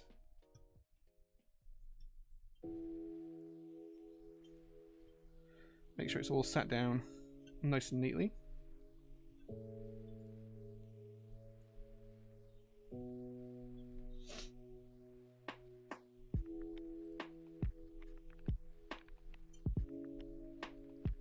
And as I say, we're just using that little bit of soluble glue just to hold everything in place. Just makes assembling a touch easier, but it's absolutely not needed. You can do this without.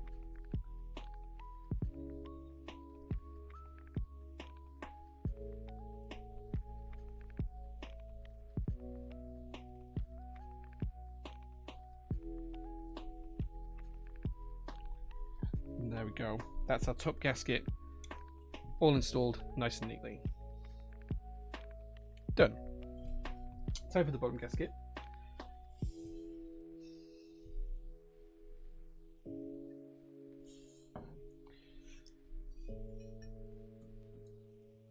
And this one just sits in here like so.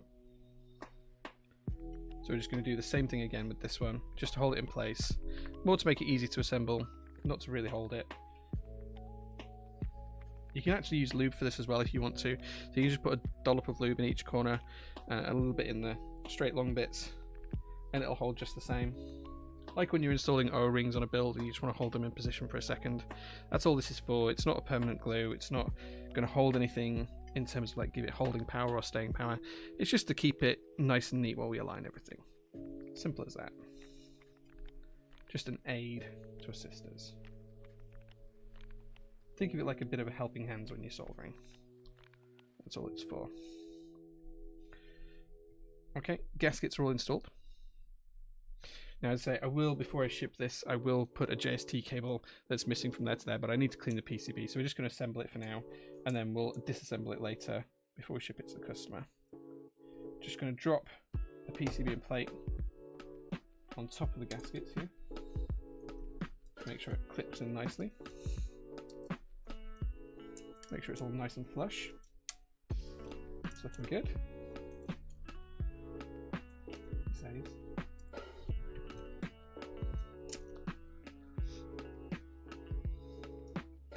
Where did I get the Fox mousepad? It's my design. It's my personal design. It's in stock on the Prototypist store. It's also available at Keys if you're in the US. And finally, I've just got a little bit of something sticking here. Just going to take this out for a second. And finally, it's also available at Zyro Studios if you're in Asia.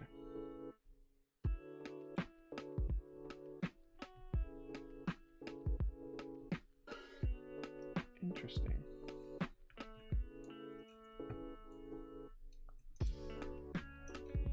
Just feels like something's catching just underneath the side here. Shouldn't be the JST connector. Should be plenty of space for that.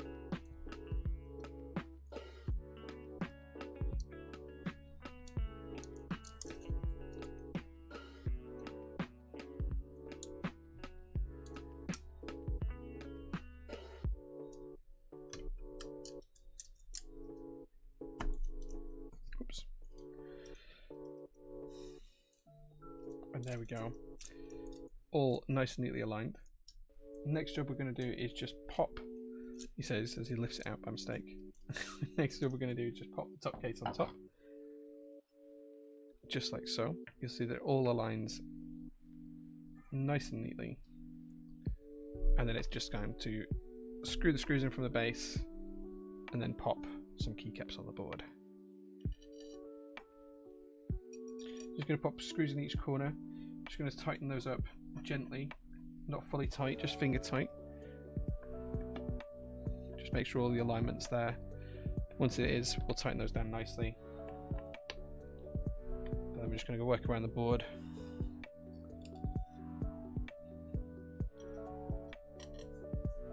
Some dust on the bottom of this. Okay, let's catch up with chat. If you had a time machine, what year would you like to travel backward or forward to? I'd like to go back, and if I was going to go back in time, where would I like to go to? It's an interesting question, like, because I think there's more than one answer to that. I probably want to go and see some. In fact, you know what I would like to see? I'd like to go back in time to see not a specific date, because I don't know when it was, but an event. I'd like to see when the Mediterranean basin was finally filled from the Atlantic Ocean. So when that kind of crumbled and the Mediterranean flooded, that's what I'd like to see. I'd like to see go back and see that event. And there we go, guys. That's the board all built and put together. How cool does that look? There you go. That's what I'd like to go and see. E-Black looks so good. Thank you, man. Thank you. One last question before I have to go. I always see you getting home late at night. Are you not experiencing burnout from doing this? Really hope you can get some new help soon. Not yet, but I feel it's close. Jordan, thank you so much for the raid. Thank you very much, guys. Welcome to the stream. Yeah, I don't think I'm quite burnt out, but I do feel like it can get close sometimes. But I like to be a workaholic. Livestream says, are those the new gaskets that will come with the O2 blackout? Yes, but for the J-02, not for the J-01. I'm gonna remember that one for when I build mine. Sounds good. Generic glue stick. 3D printing, baby. That's where they're from. 3D printing. Glue stick mod incoming. Nice. The J mod. Ain't got nothing to do with it. We talked about the Fox mouse app. Thok Keys is the US vendor. There you go. No EU vendor tried to buy it, but juices and VAT double S, man. I'm sorry, man. Yeah, it's just one of those things. I'd like to go back to 4 years and tell my mum to get a heart attack. Oh man, the feels. The feels, man. I hear you. I hear you. Jordan, thank you very much again for the raid, man. Next Phantom round when? Hopefully soon. Hopefully soon. Right, okay, so now we've put the board together. It's time to put some keycaps on there. So as I say, we are going to use GMK Boneyard today. These aren't going with the board. This is how the board will ship for the customer. But we can put the keycaps on for now. So let's just decide up front that we're going to use some of these novelty keys. The blackout has not started just yet. It's not far away though. It's coming soon. Let's go with the Boneyard ANSI Enter. we go.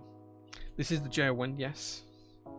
I'm thinking of polishing the brass bow bottom. Is it recommended to use a sealer to keep the shine? If you're going to do it, yeah, clear coat it afterwards. Okay. Next job to do is to try and find some keys that will work on this macro column, which should be in here. I think we should be able to do some numbers in this and get this all laid out in the correct format. So 1, 2, they should be row 1. These should be row 1 as well. 3 and 4. Wait, should they? No, they should not be row 1. My mistake. There should be another 3 and 4 that's the right row here. I should be able to turn this into a macro key that's sculpted, I'm sure. I'm almost sure that we can do this. Almost sure.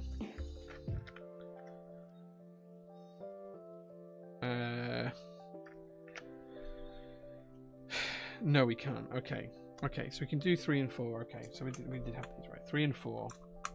Right, let's have a look at 5 and 6. So 5 on the home row. 6 on the home row. Are they the same sculpt? They don't look the same. But they are. They'll do. I'm a little bit annoyed that they can't be row 2.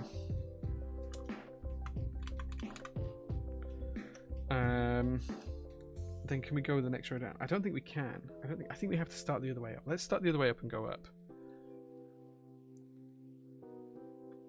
Let's ignore. In fact, actually, let's ignore those for a second. Let's start at the bottom and work our way up with the numbers because I think we can do it that way. So if we do 1 and then 2. No, we can't do that either. 3 and then 4. They're going to be different rows now. That's the thing. Aren't they?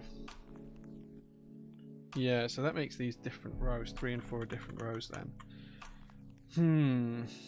This is frustrating. It's because it's designed for a numpad, not designed for macro columns. Oh well, we'll just have to go with the F keys and do them all as...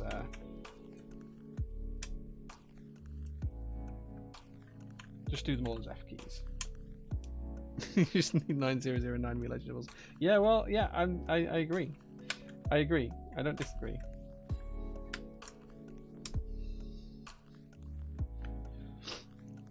Love that left macro cluster. Thanks, man. Yeah, left macro cluster is awesome.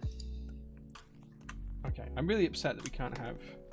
Right, how many row 1s do we have? Can we do it all in row 1? I don't know. Let's have a look. Do we have a row 5, row 1? 5, 6, 7, 8, 9, and theta.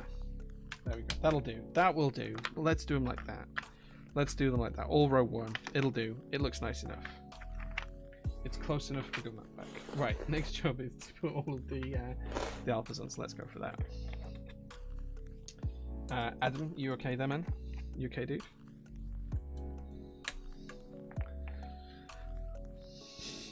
Thank you very much for the follow, Paul. Thank you. I appreciate that, dude. Being quiet around the lodestone still happening. So the lodestone is something that Flex and I were working on together. We've both been incredibly busy over the past year, so we haven't had a chance to look at it. I think we'd both still like to do something with it, and we still have working prototypes, so I'm sure something will happen at some point. I just don't know when.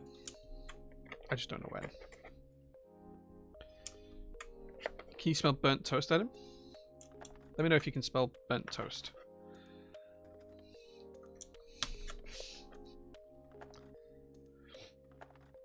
Domino Key sculptures for the F row for the numpad. Yeah, I know. I was just trying to get it to work. It didn't work.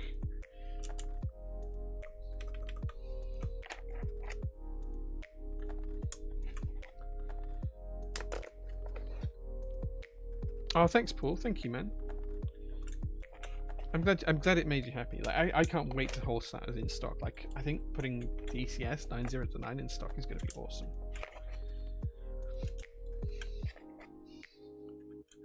I'm glad you appreciate it, though. I appreciate you bringing it to me as well. I appreciate any of the designers that reach out to me. It means the world to me. Where did I learn to design keyboards? So I I didn't do the CAD for this one. I can do CAD. I have taught myself how to do CAD, and I have got keyboard designs that haven't been publicly revealed that I've done fully through CAD and everything. But I taught myself kind of product design back in college. So all of this was actually planned out through pen and paper drawings to scale. Like that's what I did. Isometric drawings for a long time. Kind of like my bread and butter. In another life, I was a trainee architect. So like I spent a lot of time doing graphical product design and hand drawing stuff before the days of CAD. Technical drawing was one of my early skills. So I just converted that into kind of like keyboard stuff and grew from there. Worked with some very talented people who could do CAD. They did a lot of the CAD work for me. And then now I'm starting to pick up that mantle myself and move forward with it. So it's just all a bit of a learning curve.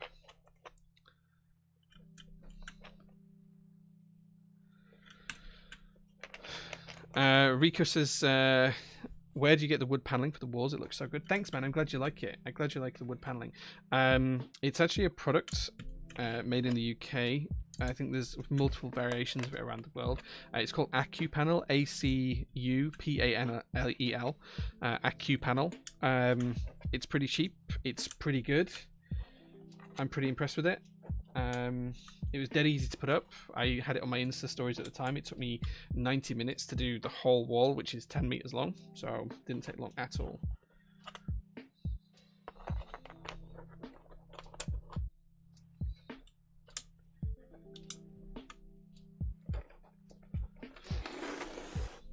Yeah, it's called AcuPanel. Not sponsored or anything by them, so if you look it up, it's on your own time. Okay, let's just try and get some macro keys going here.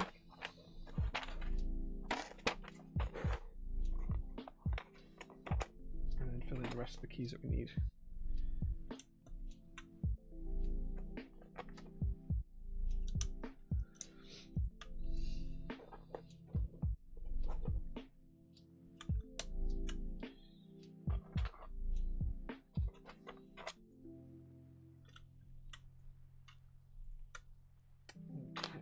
Almost there now. Where's the shift key? There it is. There's the shift key. And then we just need the arrows, which are on the other layer, which I should have done before.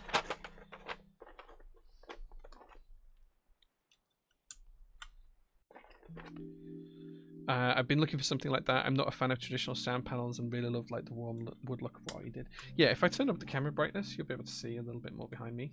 Let me show you that. Give me 1 second.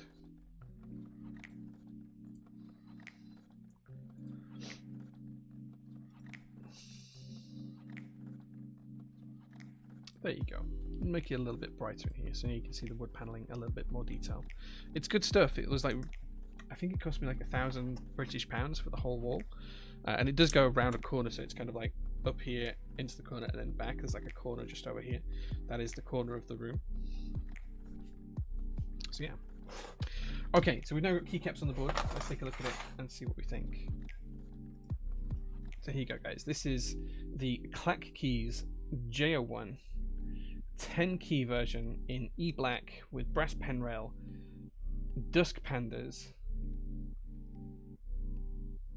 and GMK Boneyard. How good does that look? Right?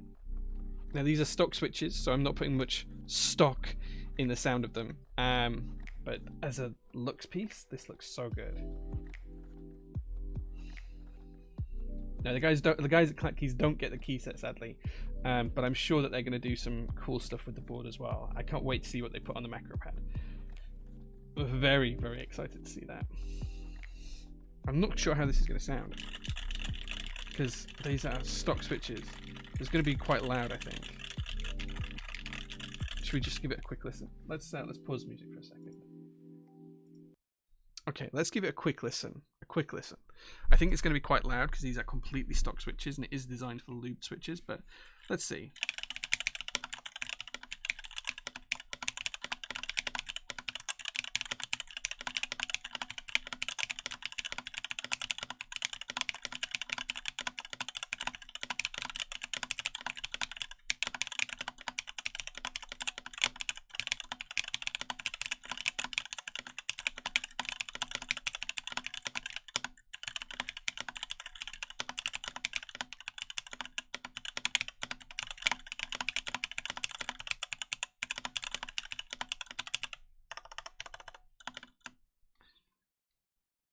Okay, super clacky switches. It is Clack City, as you said.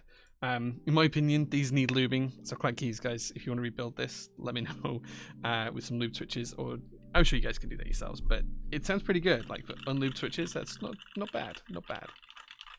Acoustic cavity working overtime there. Hanses looks very nice. Yeah, it looks great, right? It looks really, really good. I'm super duper happy with how that came out. Naturally sounds deep. Yeah, naturally does sound deep. Stabilizers sound good. Again, I think that I wouldn't personally have left these switches stock, but that's the choice of the guys that own the board to do. So yeah, can't wait to sell the extras of these. I'm going to get the ISO versions of the board out ASAP, and then extras of these will go up as well. So this just needs a couple of tweaks before I ship it out to the Clack Keys guys tomorrow. Just need to put a JST cable in, just double check everything works just fine. I'm 99% confident it will do. So we'll test all of that out tomorrow. But yeah, there we go. That's the board all built and put together. It's been a really quick stream. Like this just flown by stream. I was not expecting it to be so quick, but there it is. Perhaps we should take a break and maybe play some games for a little bit. Maybe we should take a break, come back, and play some Destiny. If you guys want to be around. 99% of our boards are photography. Yeah, I hear that, Clack Keys. I hear that. I hear that. Have I seen Black Salmon's accurate sound test setup? No, I haven't seen that. But guys, I hope you really love the board over at Clack Keys. I'm going to ship this out to you tomorrow. I'll send you the invoice, blah, blah, blah. We'll get it sorted. But yeah, I can't wait for you to get it. I hope you love the way that this looks. And I can't wait to see what you guys come up with from a photography perspective. It just looks so clean. Super duper happy with that. So yeah, let me take a quick break. I'm going to put up the taking a break screen. I'll be back in about 5 minutes, maybe less, maybe quicker, and we'll play some video games. If anyone fancies playing some Destiny 2, let me know and we can sort that out. I'll be back in a few minutes, guys. Thank you very much for holding on, and I'll see you soon.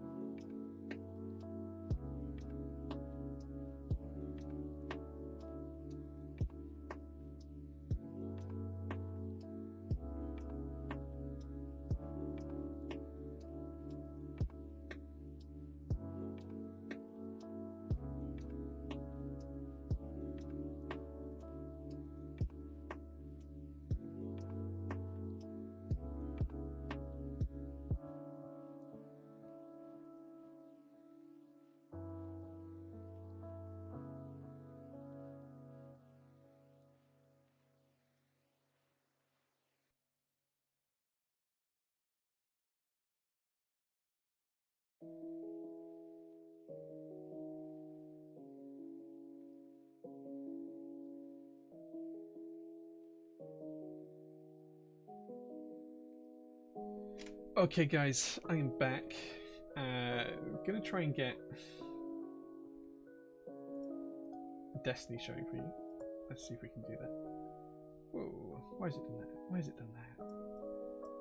Let's just resize this quickly.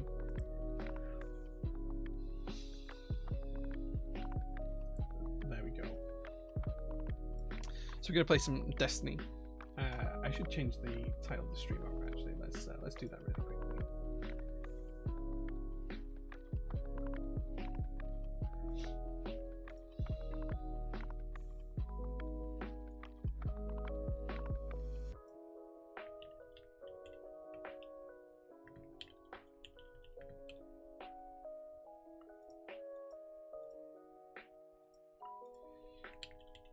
Just editing the stream details. There we go. How am I liking Windows 11? It's working alright. Yeah, I don't dislike it. It's working just fine. Like it's alright. Like I've used better software. I've used worse software. It's fine. It does what I need it to do. Oh gosh, got camera settings still. Let's get rid of that. It does what I need it to do. Let's put it that way.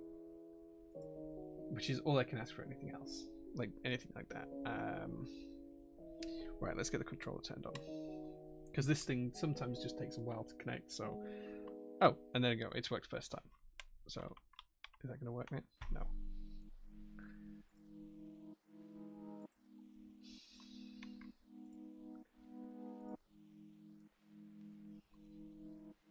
This should be good fun.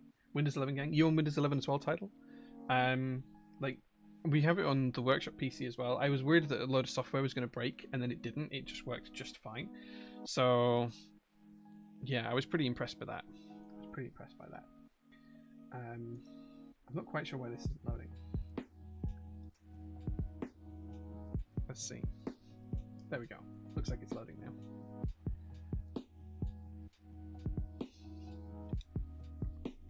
Okay, and now it's broken in the thing. Ah! Typical.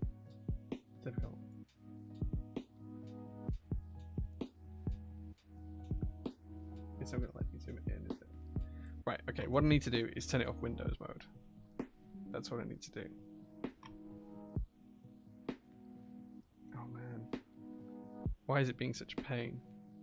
It's now doing it on the other monitor. Right, okay. Let's quit this and start again.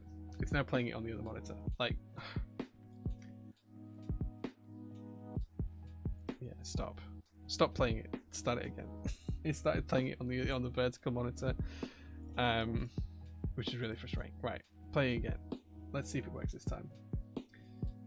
Had to do an upgrade tool and not from the ISO, as it says not compatible, even though it is. Friend had the same problem. Oh, mine just updated. It came through the Windows updates. Major issues, mouse and keyboard lag. Text would start typing all at 1 second after 2 typing. Mouse moves slowly and then catch up. Not experienced anything like that as yet. I did have to update my BIOS, yeah. Okay, so I'll fix the size of the screen in a few seconds, guys. Because it's kind of messed up. What's it doing? Let's see if we can not just change the settings and make it play in a pop-up window. Come on. I'll fix this in a second, guys. I don't know what it's doing because it's not even displaying correctly on my screen right now. This is why I prefer console sometimes, because it's just press play and go. But it doesn't seem to be doing that on this. Right, let's... Okay, yeah, so the controller isn't working either. Right, let's get the game settings working. Settings. Video. Let's play it in windowed mode. Apply changes. Right, okay. Confirm. That works better. And then what we can do is we can make this like, to the full size of the window, right? Why can we not resize this? Right, okay, there we go. Right, now we just need to get the controller working. Okay, controller's working, there we go. Right, we can play the game now, finally. Finally we can play the game. I'm just going to do some strikes for the minute. In fact, we're going to nip to the tower first, grab some bounties. And just do some strikes. Yeah, I probably need to go through some of those settings and optimize it because it kind of works, but like I haven't been through it all yet. It looks just fine on my screen, so it's fine. I'm not too worried.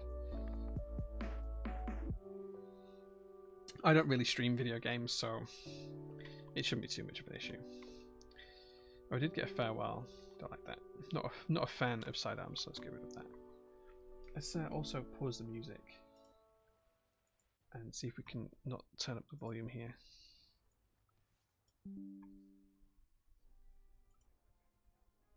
Okay, so you guys should be able to hear.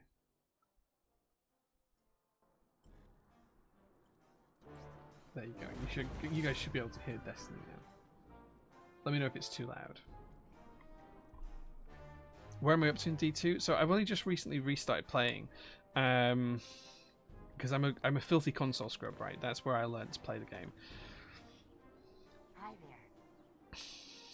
Oh, we'll just take the candy for now. We'll worry about the other stuff later on. So yeah, so it's my basic aim at the minute is to try and get up to 1300, so Holtzman and Datto can take me through Vault of Glass, because I haven't played the Vault of Glass since D1. So that's the plan. Yeah, that'll do. Supers, finishers, right, okay. Okay, right. See if we can get any weaponsmith ones.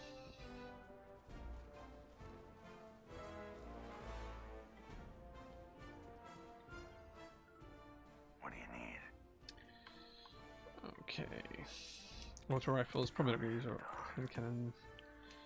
Yeah, we'll just get them. Right, okay, cool. Right, let's go do some strikes. Yeah, okay, let's do some strikes. I don't know Datto, no. So let me just clear this up. I know Holtzman, and I sold him a J-01. I did something cool for him, and he offered to take me through Vault of Glass in exchange for that. That's basically what happened.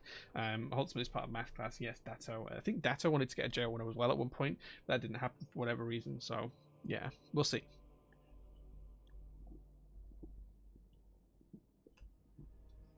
It's a small world because I used to watch Holtzman's videos years ago, like when I first started playing Destiny, original Destiny 1, and then all of a sudden he buys one of my keyboards, and it's like, what?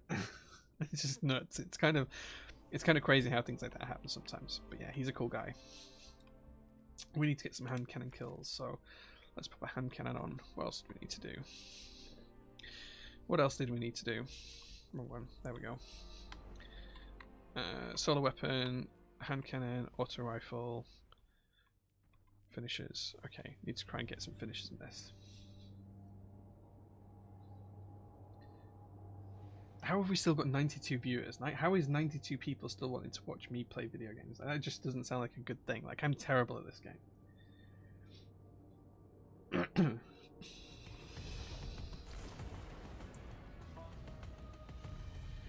I'm not a good Destiny player.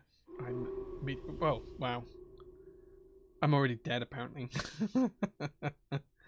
I also need to find a clan to join as well, because I'm not part of a clan, and I'm missing out on all of that good booty from joining a clan. My two worlds are combined. I'm in.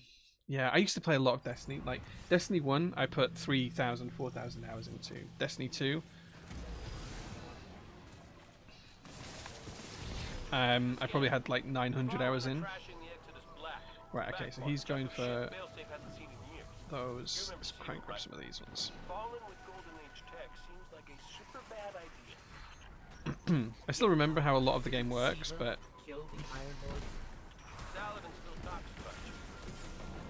shit, I'm gonna die.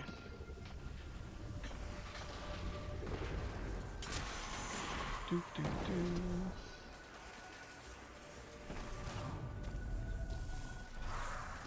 I'm probably way underpowered for this. Those fallen can't be far. Of those 3k hours in D1, how many of it was in orbit? I think it was 3k play hours. But I did spend a lot of it in orbit or in the tower.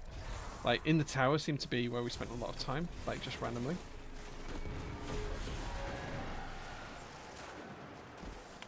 Ah.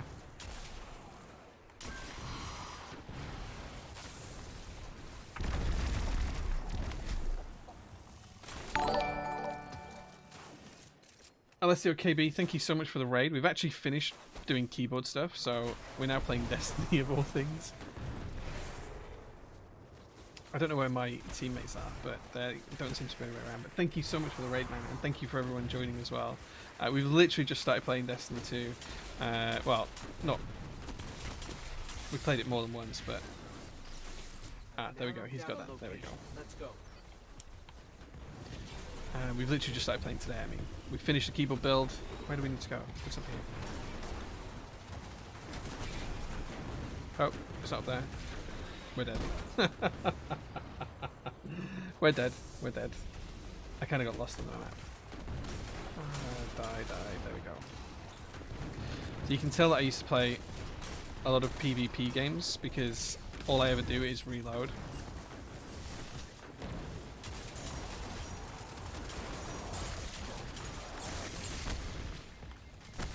I should be getting finishes as well. I need to remember that.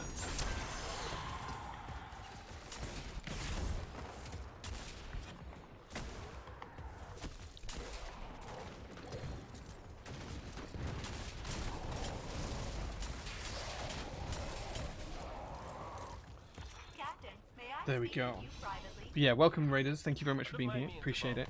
We do usually do keyboard content more than anything else on here, but today we're doing games.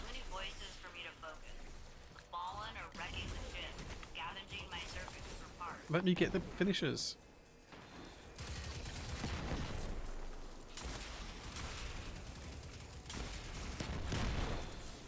Aim is terrible.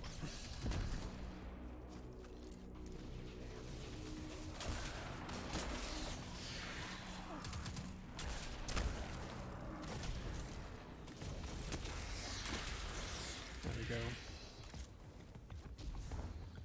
Yeah, I feel Alessio. I feel like you've joined the wrong stream. You've raided the wrong stream at the wrong time if you wanted keyboard content.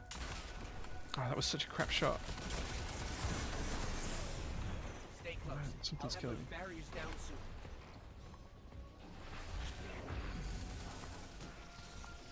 This machine, it's some kind of arc energy cycle. That is Exodus tech. If you care about ghosts, keep arc induction away from that machine. Please care about ghosts. Yeah, little shock might give him fine.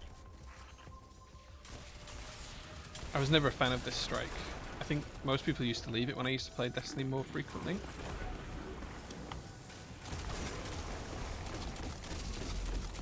Shank on the web. Shank on the web. I will never take what you do for granted again.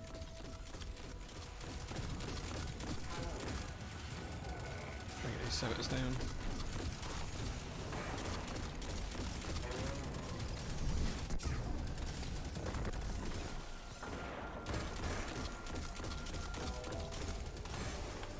There we go. Ow, ow.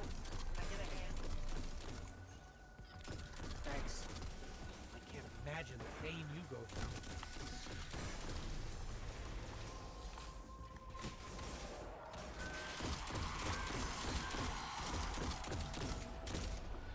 Man, my aim was better with the hand cannon. Barrier down. And I'm alive. Only gifts I ever asked for. Try and collect all this candy. Used to give me gifts, but they've been dead for 500 years.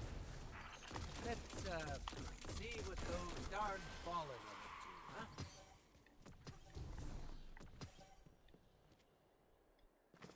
How on earth do we have 133 viewers when I'm playing games and I'm shit at them? That just doesn't make any sense. That just doesn't... Why? That doesn't make any sense whatsoever. Failsafe. The path opened up again. I've locked onto a second array of pulses. Let's grab them. I hear they're fixing Hawkmoon as well. I didn't realise that Hawkmoon had a problem, but apparently it does. And apparently they're fixing it. I'm not quite sure what the problem is. I feel like the exotic perk doesn't seem to proc all the time correctly, so I'm wondering if that's the issue.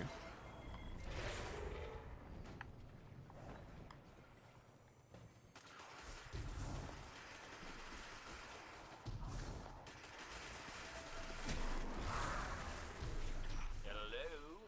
Everything okay? I'm so glad I can hear myself again.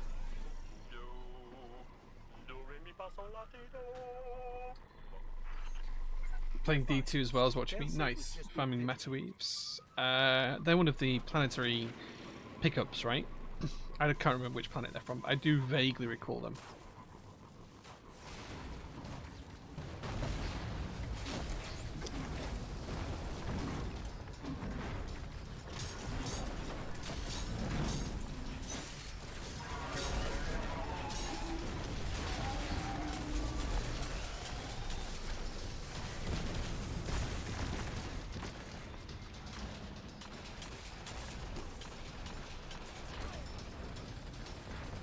Yeah, the perk doesn't seem to be proccing very well.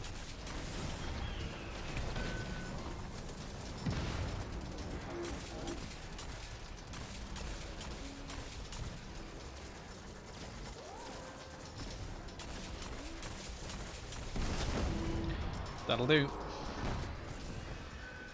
I remember when Risk when it used to be the weapon of choice for this game, but I don't think it is anymore, so. I used to love that gun. Risk when it was great. Is it even still in the game? Or has it been one of these ones that's been sunset? Oh, wait, what? There we go. It's dark in here. They'll say this ship has seen better days. So have I, Ghost. So have I. We'll slap a new coat of paint on you. You're gonna be fine.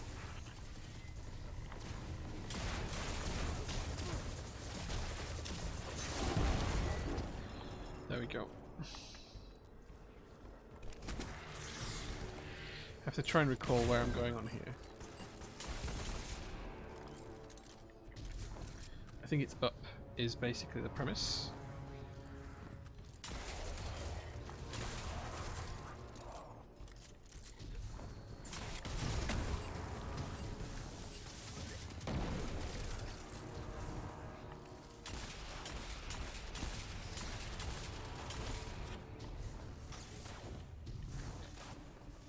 There we go.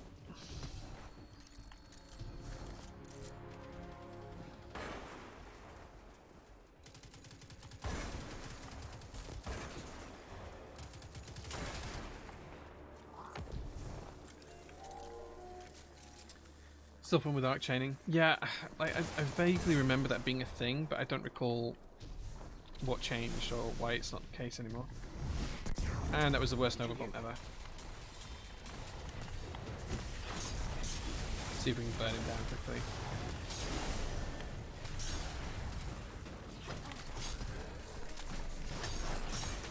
Ah, that killed me. Nice. Nice. Dead. He's not going to get the res, is he? Did he just try and burn him down? Oh, he's got the res. He's got the res. He's got one of the reses anyway. Worst Nova bomb ever. Where's he gone? Where's he gone?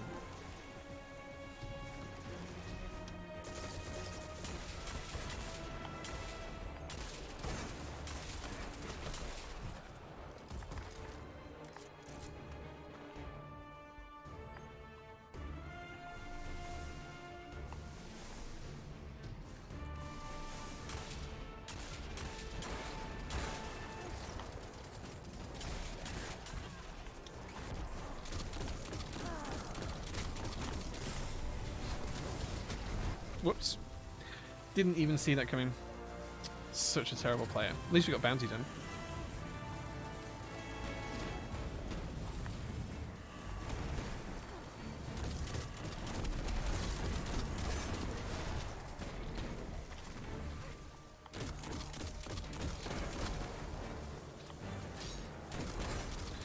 Another bounty done with solar calibration.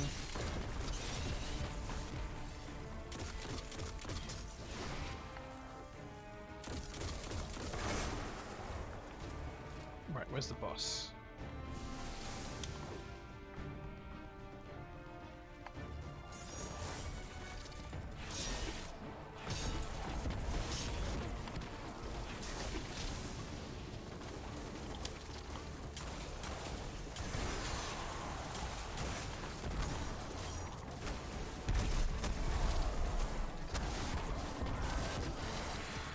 That'll do. Exotic Bow Trinity Girl is another fun arc chaining weapon. Yeah, I don't think I have that. I think like it's just been so long since I've played the game, I don't have that. You should be. We'll You've see. wiped your engineering deck clean. Good work, guys. Okay, I've got Zavala mobilizing other teams to secure the ship behind you. There's gotta be some way I can pull off this paperwork. Maybe Hawthorne can bring you some.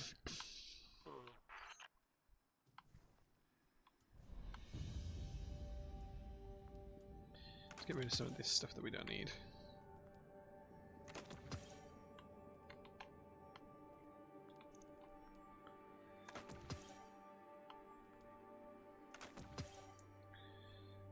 Okay, we don't need Hawk Moon anymore. We can move to an auto rifle now if I have one. Horror Story will do. Keep the scout rifle on.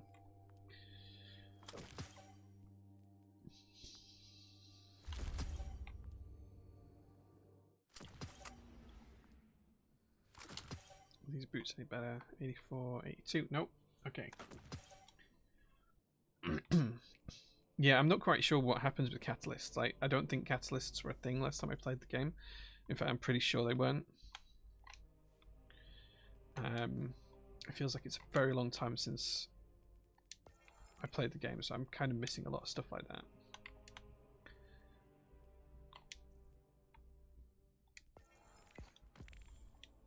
But hopefully we'll get there. Hopefully we'll get back up to speed, and hopefully we'll get back into Destiny like I used to play it to an obscene amount.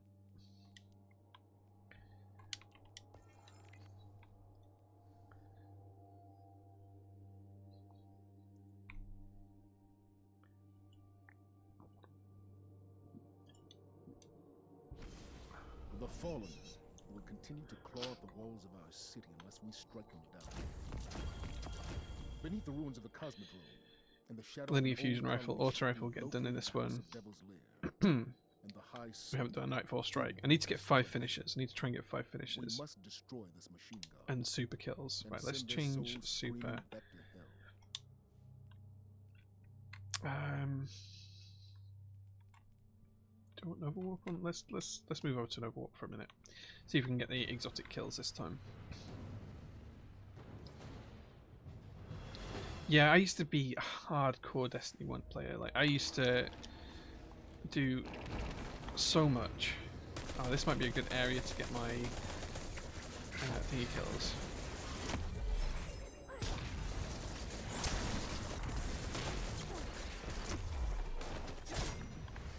Hopefully they counted.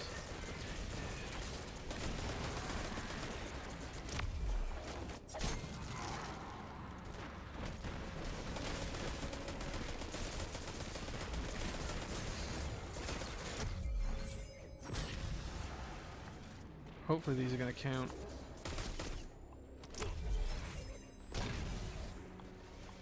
Pretty sure that should have been 5. Oh well. This was a strike in the original Destiny. I remember playing this in the original Destiny. Yep. No look there. Let's see if we can get.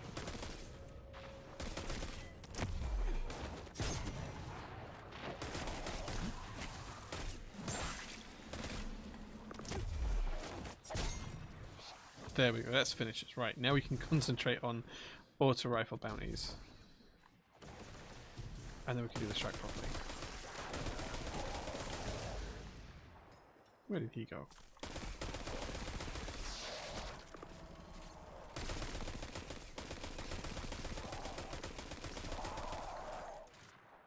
Right. Now let's go get the strike then.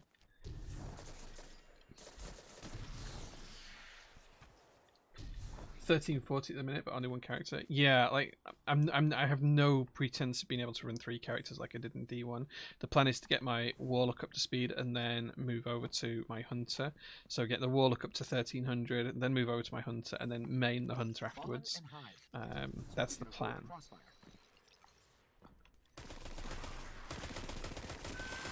just need to get auto rifle kills. I don't like auto rifles.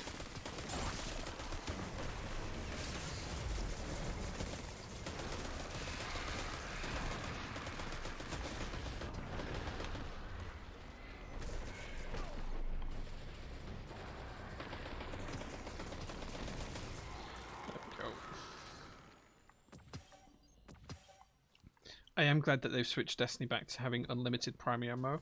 That seems like it was a big flaw in the early parts of Destiny, in Destiny 2. Like, just not having unlimited ammo was hugely detrimental to the game, I think.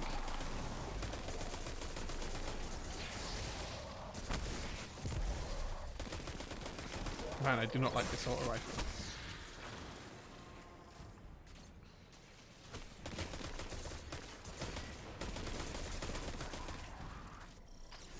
See, he's using Monte Carlo, a good weapon. I used to use Monte Carlo pretty much exclusively with my hunter because I basically had infinite throwing knives in Destiny 1.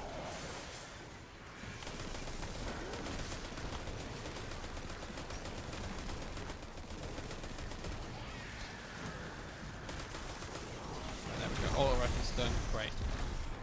Let's move back over to something with a bit more pace.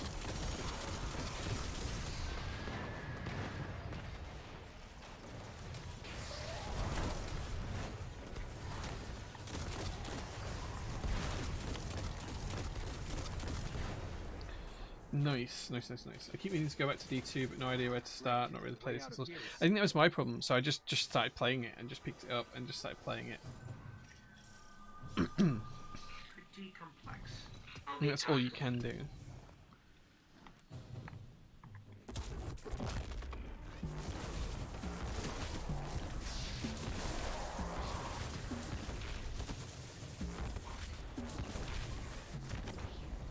There we go. That should be the.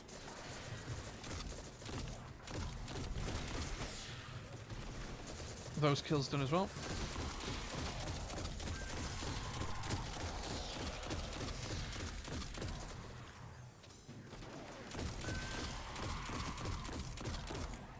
I remember this being a nightfall in the original Destiny and being really difficult to do.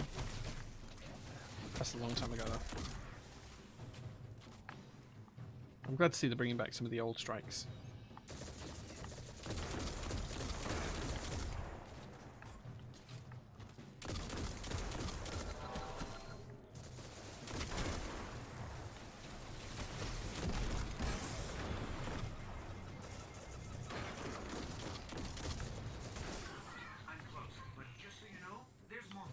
He's close.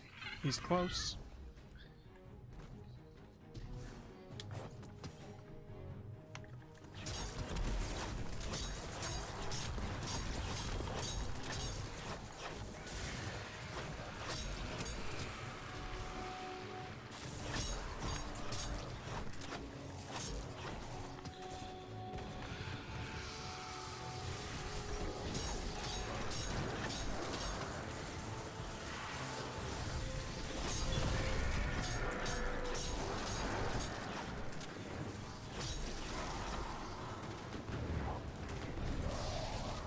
Where's that wizard gone?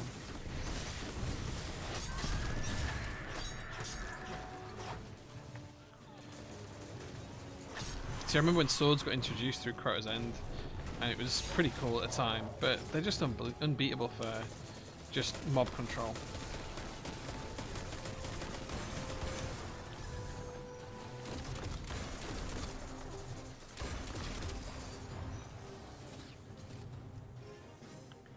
Might as well try to download it overnight. I had a stab at it the weekend. Yeah, you should do it.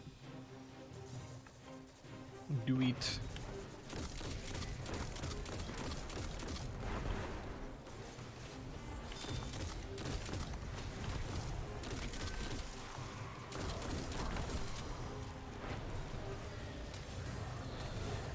Use your super dude. Get all them kills.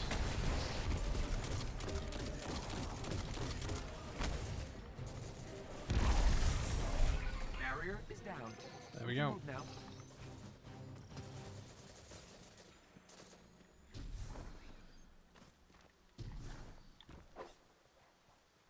If I'm right, there's some mobs through here to kill.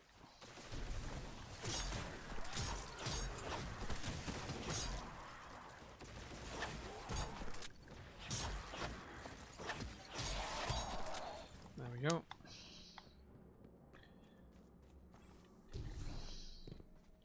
I remember trying to do this in the original in the original version of the game, and just camping up here to try and snipe the tank on this one.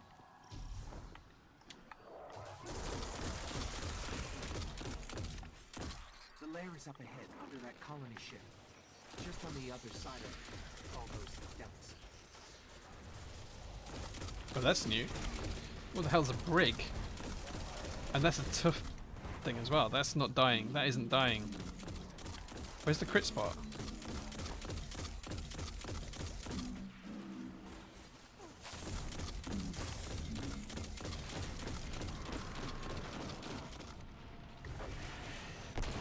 What? What? Sniped out of the air.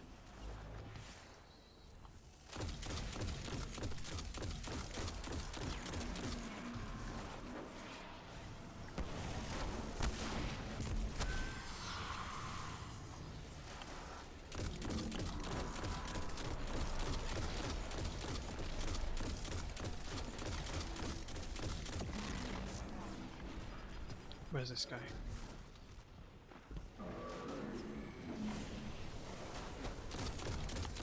Oh, there's its crit spot. There we go.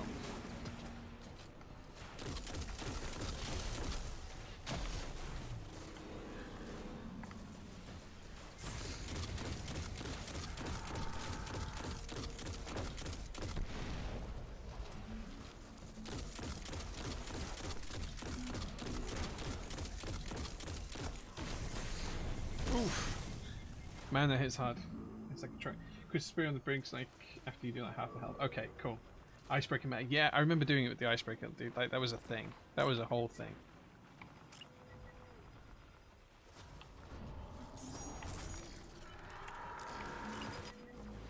There we go.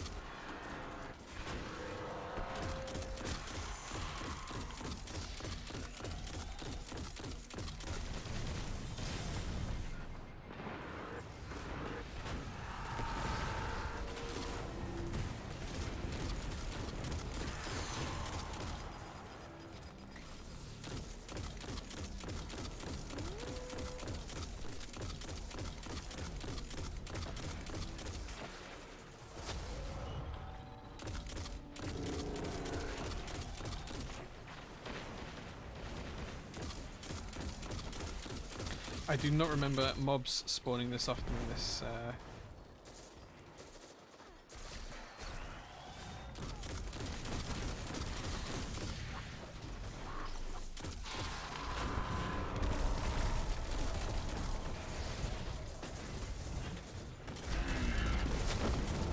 we go, done. Yeah, I don't remember mobs spawning this often in this particular strike, but okay. It is what it is.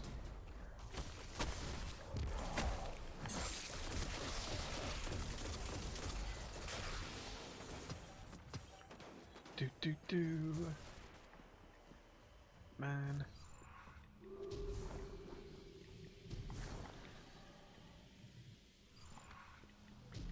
I do remember this strike well though.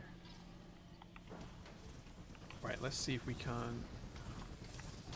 Do we have to do something? I feel like we have to do something different now, I'm sure.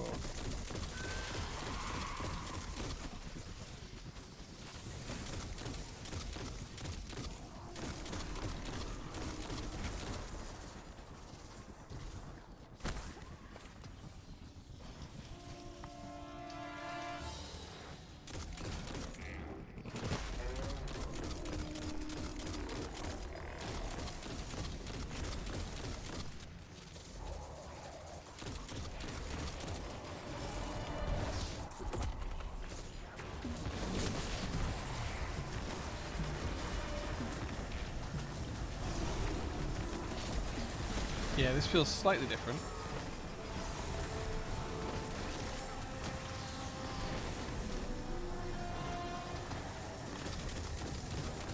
Yeah, we didn't have to do this last time. This is new. Unyielding servitor.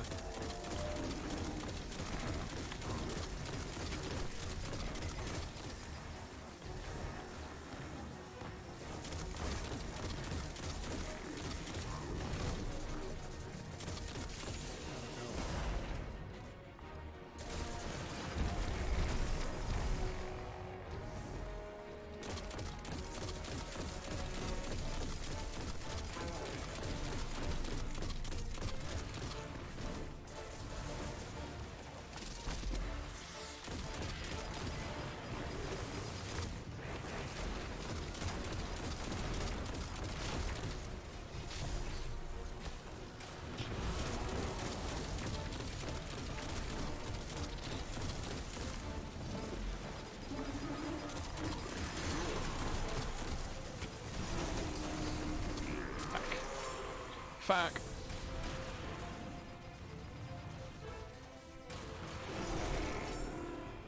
Typical.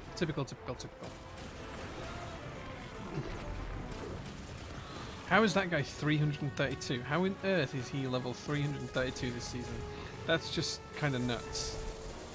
Wait, is that even possible? Alright, come on, let me respawn. Where are you gonna put me? In the room. Cool.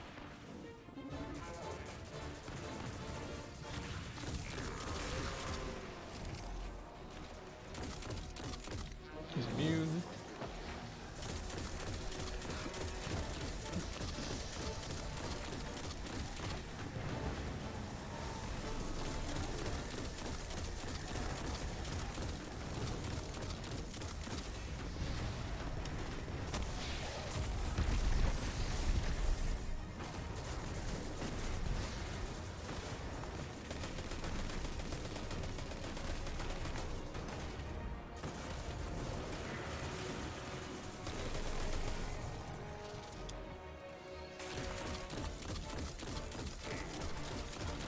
Take him down. There we go.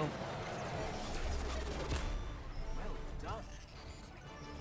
Sepix Prime cast a great shadow over our city. With its Yay. destruction, the fallen devils will grow weaker.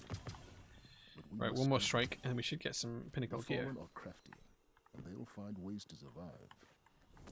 They always I do remember there was another cheese spot on this one where you could just go and hide over here or in the back corner down here in Destiny 1, and you could just kind of pop out and do the nightfall that way. Like you could just crouch around here, pop out, shoot. Took forever, but it was doable. That's a long time ago though. Right, did we get any good loot? 83, 81, 80. Nope.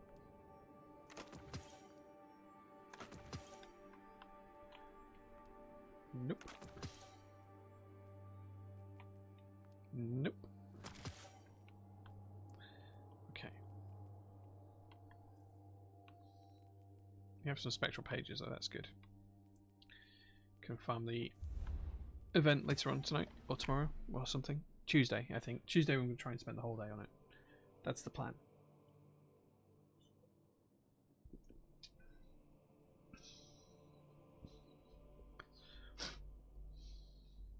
One more strike, though. And I think... Yeah, one more strike. I think it will give us the pinnacle gear, right? Is it pinnacle? Yeah, pinnacle. What? Active element burn. What's the active element? What? What the hell is the active element? Is it solar? Oh man, so I haven't even done any of the three. Possible day in, day out grinding and min-maxing. Yeah, it feels like a lot to do though. I don't have that much time sadly anymore. What's the element burn on this? How do we even find out the element burn? Can we just pull up the ghosts in the strike and it'll tell us? That's frustrating.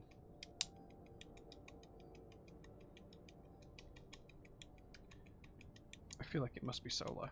It must be solar.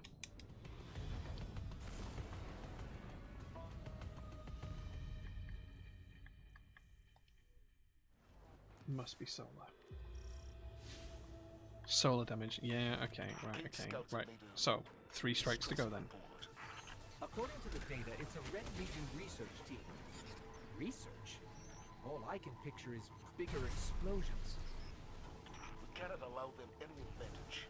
This war has gone on too long. Oh, I don't know what these grenades are.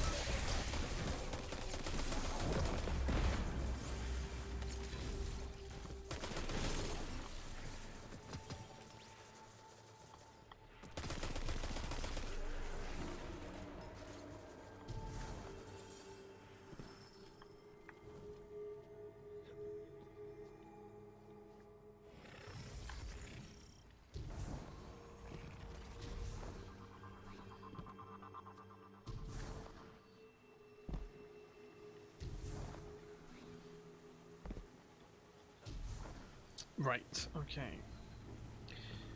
I vaguely remember this strike. Oh, Vaguely. you're right. The waterfall of Vex Milk. Yes, Vex milk.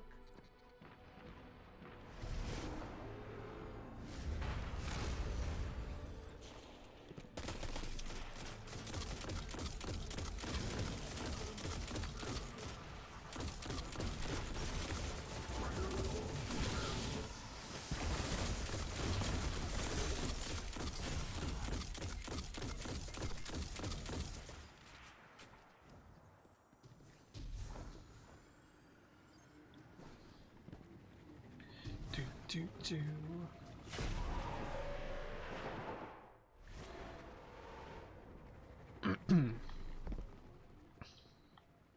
I seem to recall doing this one as a Nightfall as well. I feel like this was a Nightfall strike at some point. Way back in my early Destiny 2 career. A long time ago. And then I didn't touch the game for like 2 years, 3 years. So. Oh well. Is what it is.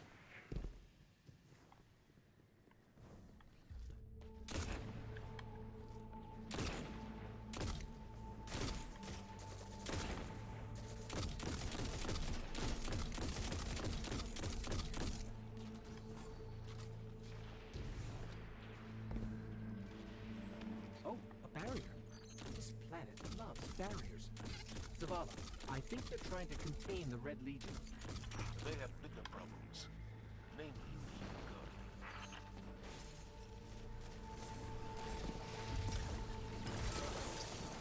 the Guardian. That wasted my grenade. Oh well.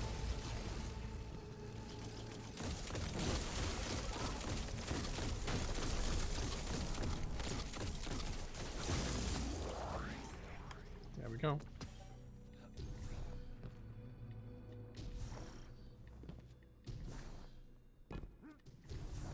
So you used to watch a lot of Gathalion as well. Does he still play Destiny, or is that not a thing anymore? What could the Red Legion possibly be drilling for?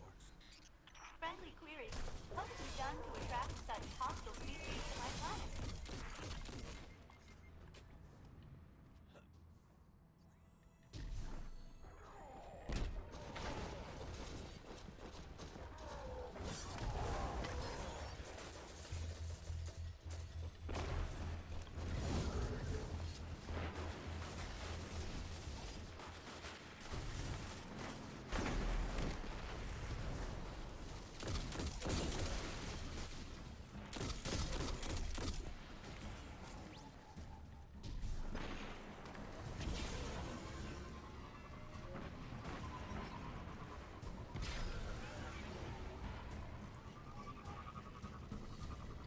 I came from Alex Autos, but why didn't I follow you? You like keyboards and Destiny? Yeah, man. I build a lot of keyboards, run a keyboard store, and try and play a bit of Destiny every now and again. Yeah, Alex Autos is cool though. Like, we work together on a few projects. His new desk mats are actually for sale in my store right now. Self-chill. You can pick them up if you would like to. Oh man, stasis works so well in this strike.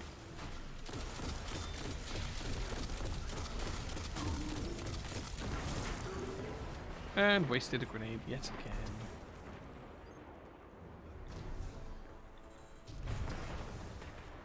Yeah, I've been building keyboards for 5 or 6 years, longer, closer to 10 years now. Custom keyboards. Yeah, streaming for at least 5 now. And the only way to reach But this is only the second time I've ever streamed a video game. So, make of it what you will.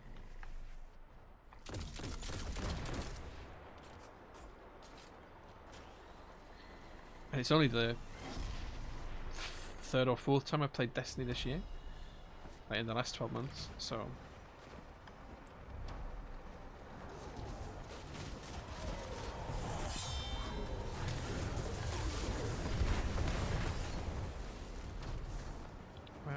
did we waste our super?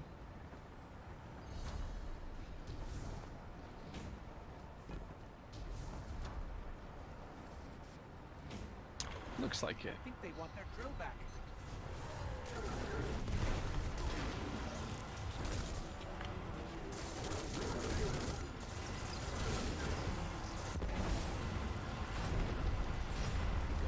Alright, okay.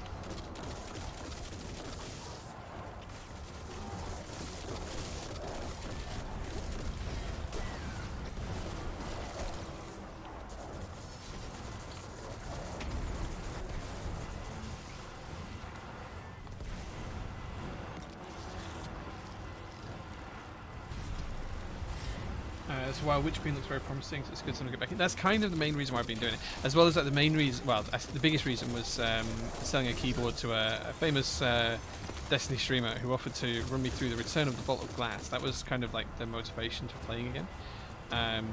So yeah. That's why I kind of picked it back up. I think it's lined up. I used to Sherpa people through original Vault of Glass in Destiny 1. So yeah, it's nice to be Sherped through the return of it. That'd be quite cool. Although I will be honest, my thumb skill has deteriorated somewhat in the last couple of years. I tried to play some Crucible the other day and it was absolutely diabolically terribly poor. But hey, it is what it is. And it could not get above like a 1.2 KDE at all. Like it just couldn't.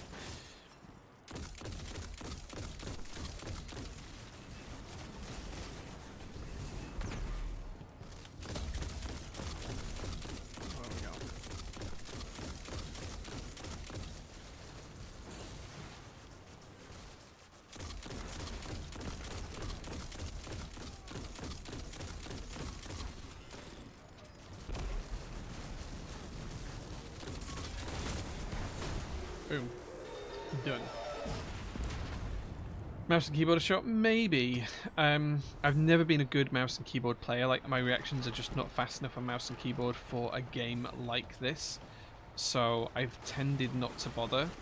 I've always been a better console player than a mouse and keyboard player.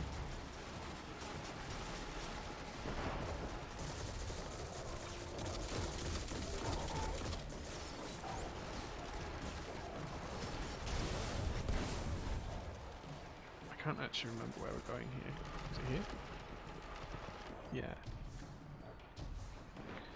So I don't think I'll play like an FPS with mouse and keyboard. Like, I just wouldn't have that control. I'm too young, too old to try and learn that, and I started playing games too young to move away from a controller these days. I just wouldn't enjoy it as much either with a mouse and keyboard.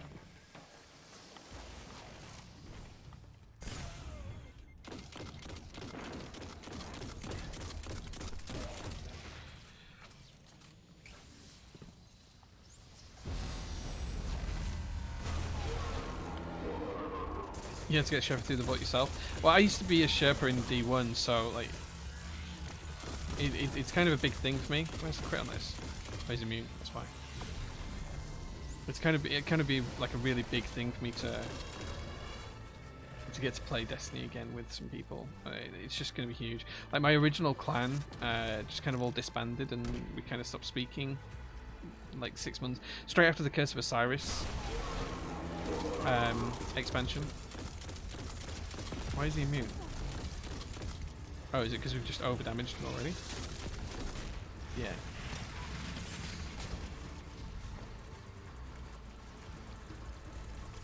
It's switching guns. See if we get res.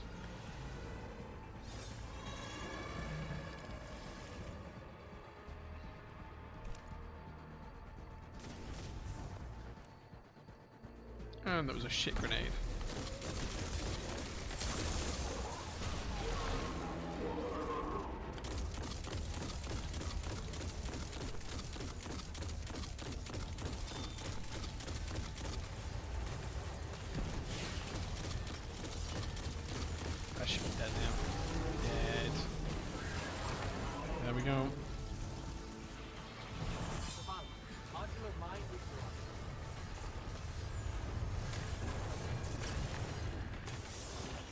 These weapons would have been a nightmare in Red Legion's hands.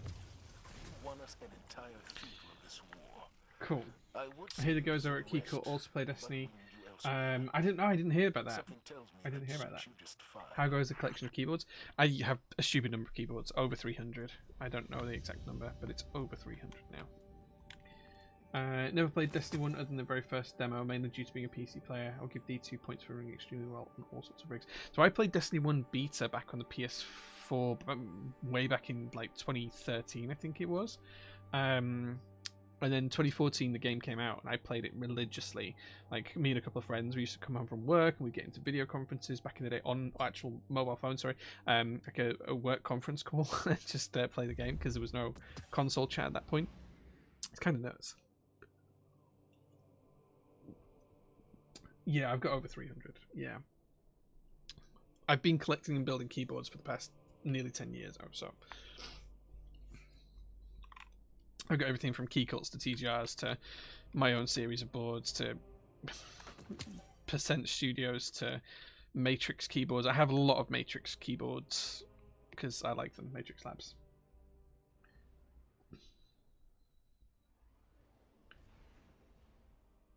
An awesome full size. Yeah, there's not too many full size keyboards that exist, to be honest. Especially in the custom world, there's like a handful at most.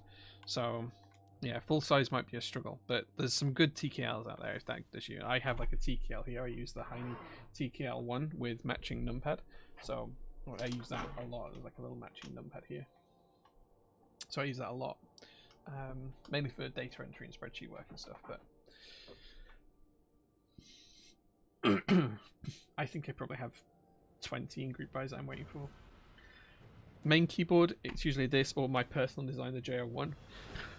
Which we built earlier on today. I use the J-01 a lot. I also have an FLX Virgo, which I use in my workshop for prototypist keyboards. The workshop just behind me.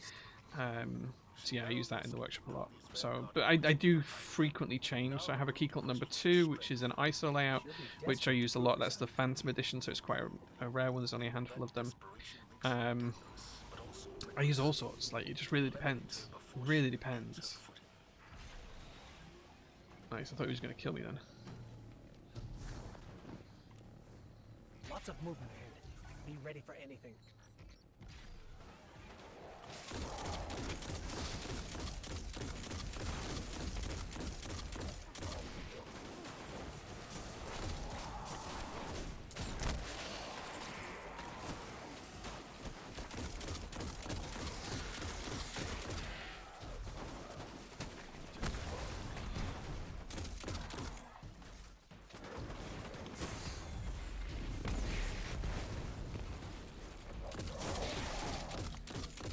Where did he go?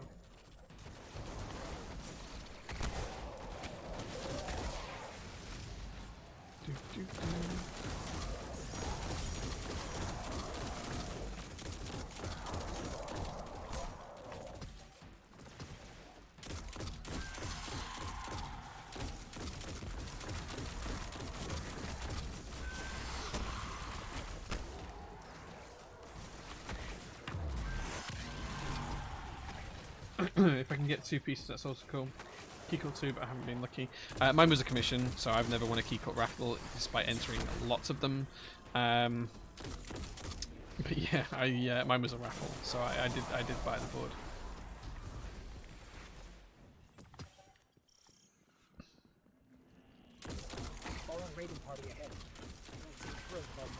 I also have like 7 or 8 F1 Atexes by Geonworks. I'm a really big fan of that board.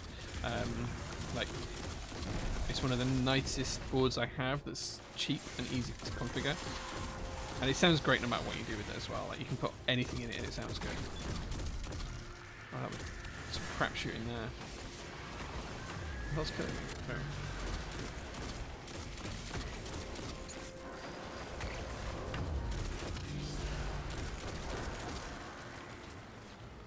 Yeah. There are some good boards out there these days. Like, the choice these days is just astronomical compared to what was out there 5 or 10 years ago. Like, well, 10 years ago there was next to nothing. There was just next to nothing. There was almost nothing out there at all. So, just in terms of what's available now customs wise, it's just kind of nuts. It doesn't even make sense how many boards there are out there now. Like, the hobby's just grown as well, like exponentially. There's more people out there now than there were in the hobby when. Well, there's more people out there now buying my keyboards than were in the hobby when I first joined the hobby. It's kind of how I could best phrase it, I think.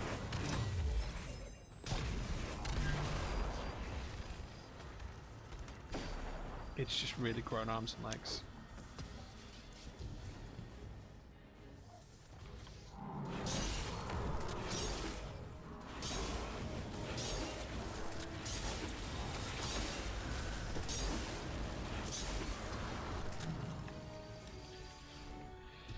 That should be them dead. I'm reading dense hive signatures in a facility up ahead. I don't like this. It feels like a trap. Then spoil their plans. Yeah, I tried looking for wood keyboards in 2010. There was nothing. Yeah, I mean, some of the earliest customs were wood. There were a lot of people just making stuff with routers at home in their garages out of wood. Like that was quite common. And so was hand wired. Like custom PCBs just weren't a thing back then. Like no one had a custom PCB because no one knew how to make them. I haven't tried the Limo 60. Ungodly said he was going to send me one like a year ago and he never did. So I don't know what happened with that. But yeah, I haven't tried it. But it looks like a reasonably nice keyboard. I'm not a huge fan of the design if I'm honest. But like, yeah, it looks like a nice keyboard. The whole keyboard world was basically only random stuff you could get from China. To an extent, a lot of it was based in Korea at that point. Like when I first joined, a lot of it was based in Korea. It took a while to get stuff out of the hobby and into the wider world. There was a couple of makers around from various places at the time as well. Zondat was making stuff in the UK. You know, Zambomon had done his first key set at that point, and it just kind of grew arms and legs. It's just grown so much. It's like a huge amount.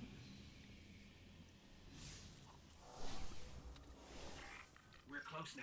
She won't Ungodly is slow to ship. Yeah, I try and be quick to ship. Like, we ship about, on average, we ship about 1,000 packages a month, but we shipped about 4,000 last month, and it was a hard going. It was a slog, like a real slog. Energy signature. That's her. That's Navota.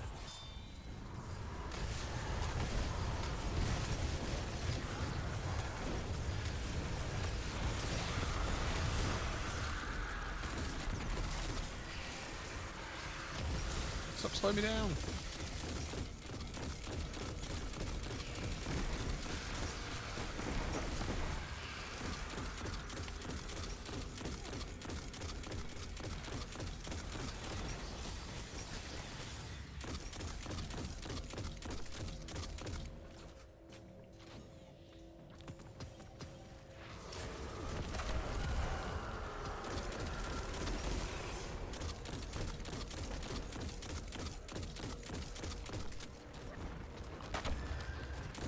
Yeah, a lot of things did line up in the last month. Yeah, that's true. That's true. But still, 4,000 packages is a lot for like a one-person business with one part-time packing assistant. It's you know it was a lot to get through. There's some long nights in there. But I think we've run over 500 group buys now, which is just scary nuts. It's just huge. As soon as Vinny gets shipped, I will be putting it on a wooden full size. Oh, nice. Yeah, I'm excited to see that, Nikki.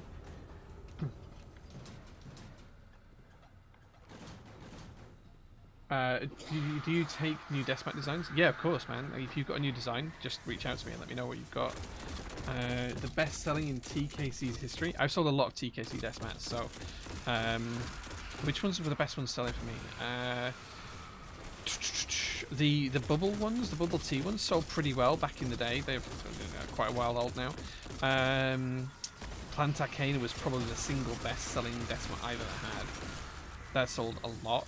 In fact, actually, no, to scrap that. The Kanagawa Great Wave ones were sold a lot more, but in terms of TKC ones, it was probably those. Plantarcana, Moody Moon. Oh, Moody Moon did quite well. Yeah, it wasn't huge for the UK, but it was pretty big. I think we took quite a lot of extras on it, and the extras eventually sold. But yeah, Moody Moons was pretty good. I think the US crowd pandered to those a little bit more.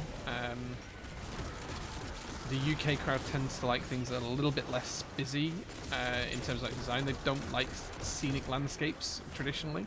We always find that anything that's a bit more scenic struggles, unless it's kind of like low poly design in the UK. But hey, I'm more than happy to take a look at your desk mats. I work with most vendors worldwide, so happy to take a look, and more than happy to run the group buy for them. I think we pay a little bit better than CKC did as well. I'm gonna die.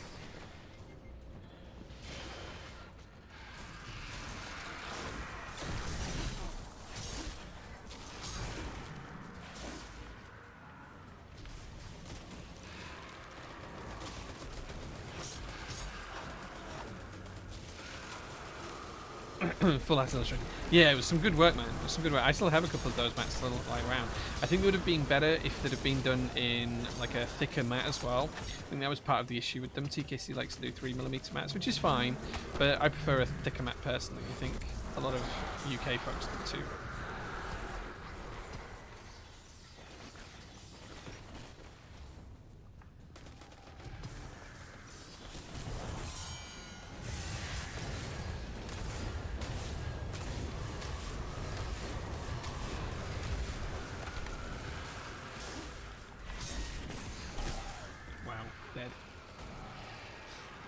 Yeah, well, working with me, you can have that control. I will help you with that control.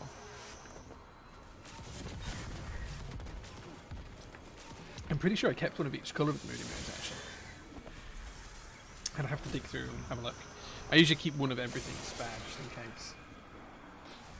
just in case. Yeah, I'm more than happy to answer questions about prototypists in chat. Like, that's more than fine. Thank you, good sir. Right, let's see if we can burn this bitch down. Apparently not.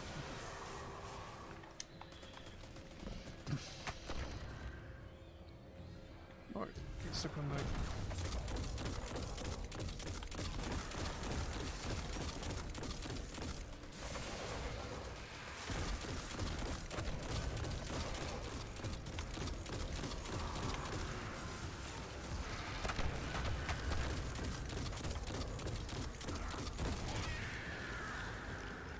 There we go.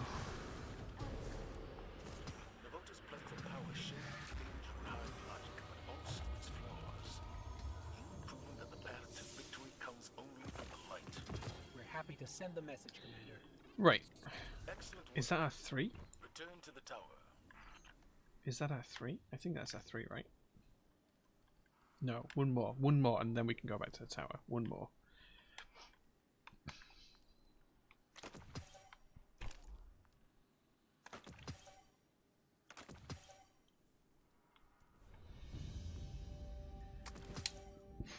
I work with Kono Store quite a lot of the time. Yeah, so I usually work with Kono. If they're the US vendor, I quite often be in the UK vendor. I work with Kono a fair bit. If you're dealing with Zuri or Andrew over there, I know them quite well. They also sponsor Top Crack, which is one of the other channels that I stream on. So yeah, I know the guys at Kono quite well.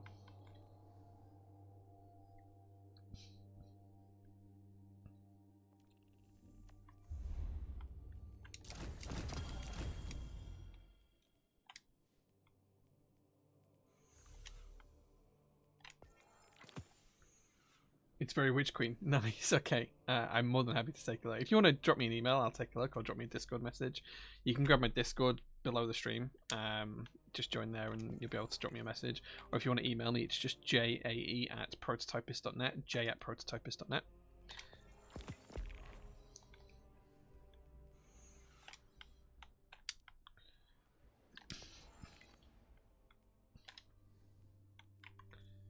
Did we ever get any seals? I don't think we did I? No. 7 out of 10 on Gambit. Reset your Gambit rank. That shouldn't be too hard. Win a Gambit match with a Gambit weapon. I don't have any Gambit weapons. Defeating... Alright, okay. Maybe we'll get that one day. Maybe.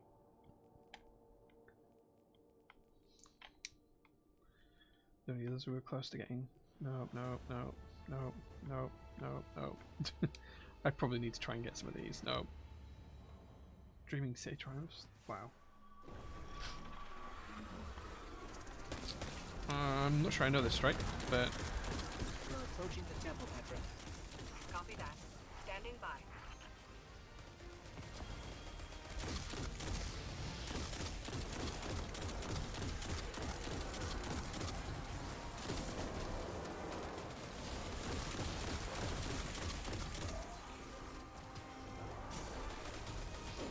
Heading inside me.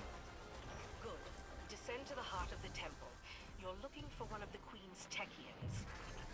yeah, I don't think I know Techians, this you one. Guardians call them. Her name is Sadia.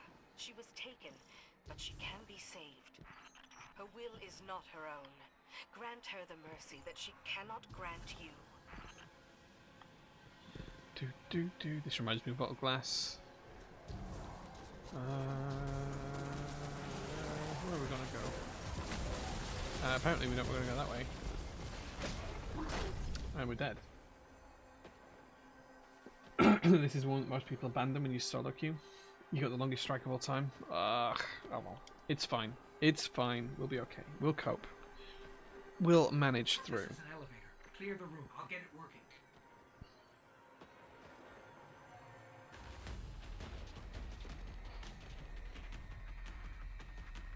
If you've never done it, you should. Yeah, I'm not going to skip anything. I'm not going to quit anything. I'm not that type. If I'm in it to win it. Right, okay. Let's try and catch up, though. I'm not actually sure where I'm supposed to go, though.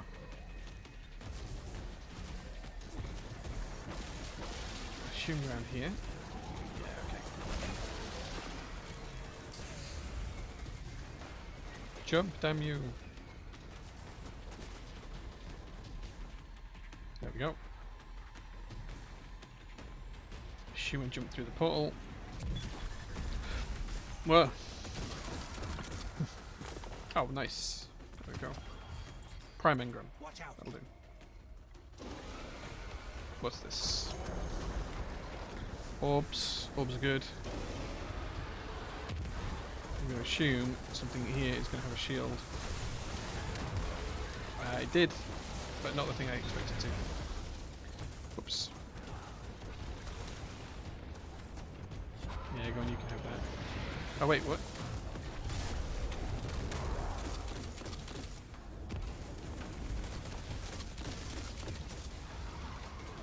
We'll take that. I'm not quite sure what's going on here. But it seems to be everything's dying, so I'm going to assume the other people know what they're doing on this. Oh.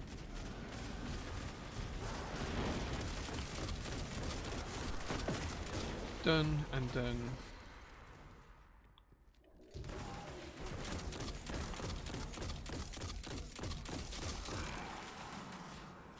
I'm dead. Oh, poor T, JQ. I'm sorry about that, man. I'm sorry about that. Where are we going here?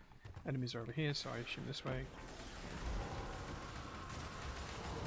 Yeah, teabag splitting is not good.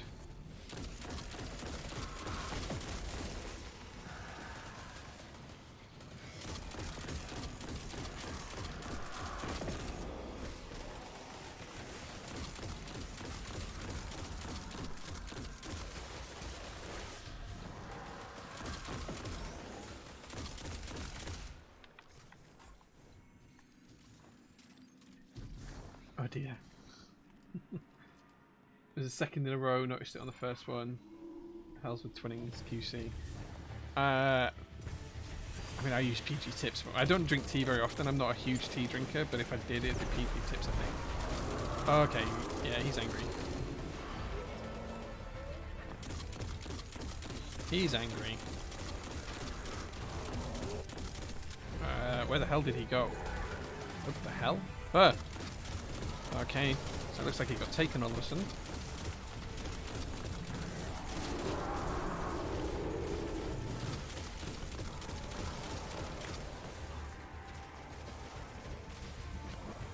I'm not quite sure what's... Oh, right, okay, so Ascendant played on the cinema. I see, I see. Yeah, alright. Get me out of here.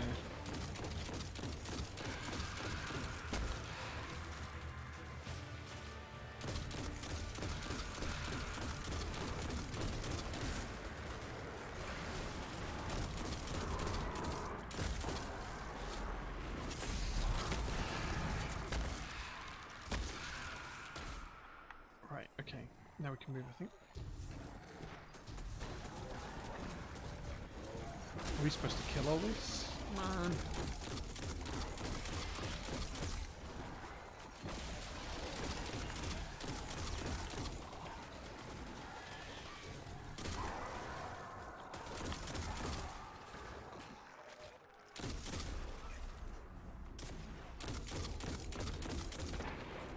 There we go. Dead.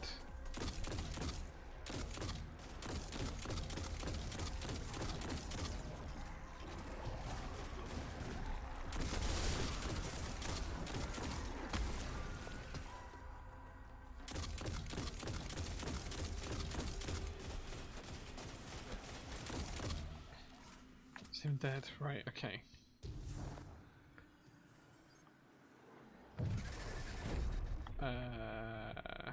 We go down? Down. We go down.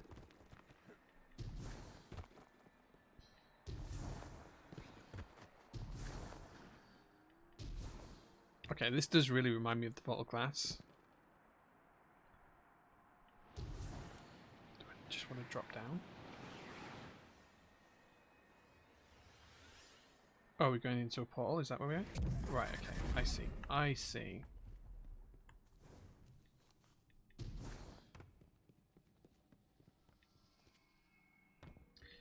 PG for standard brew, but Twinnings dark brew is nice in the evenings. Yeah, I don't like to drink tea or coffee too late. Oh god, where the hell did we go here? Well, apparently we're going to join the allies in...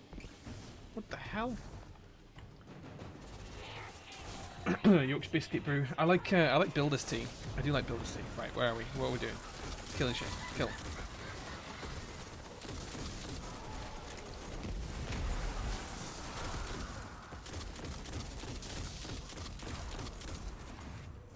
Are we clear of enemies? No. Oh, well, she's immune. He's got a relic, so he needs to throw that issue.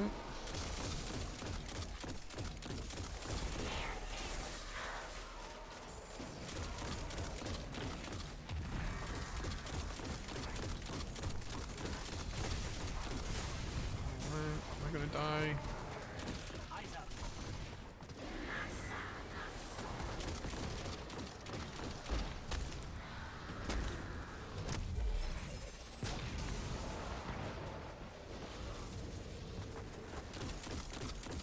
I have no idea what. Oh, what's happening there? Oh, it's a rock flying past. I thought I was moving, then it was the rock. Ah, run.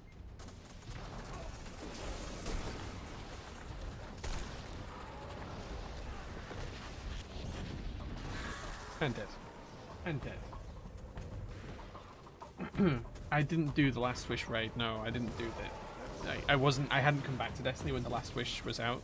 I did see some videos for it, but not many. Oh, thanks for just running past me. Thank you. You could get the res, like I'm... There we go. Thank you. Oh shit, we can damage her. There we go.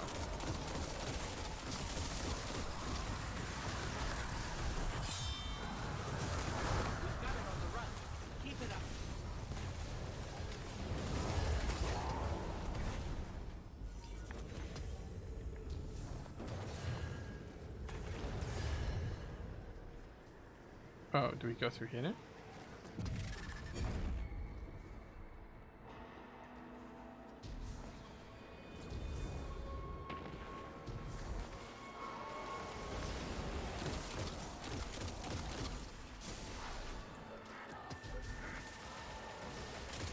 Oh, so we're chasing her through the realm? Oh. Yeah, that killed me.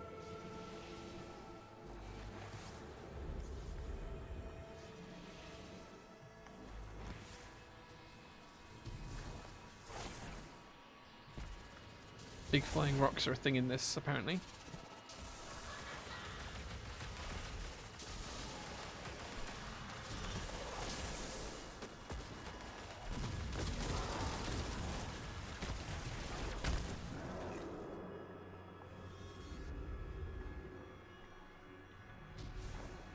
And that one killed me as well. Watch out for oncoming target. Thanks.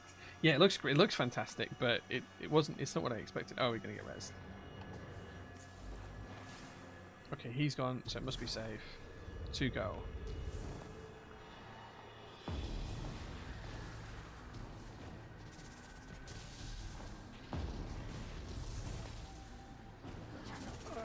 Oh, do we need to go get the thing? If I get that, do I throw it at her? Is this what we do? Apparently not, because we missed the throw.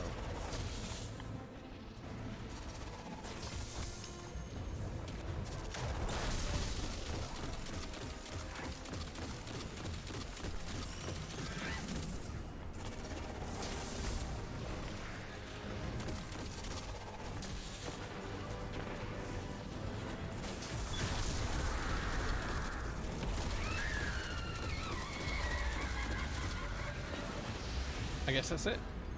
That wasn't too long.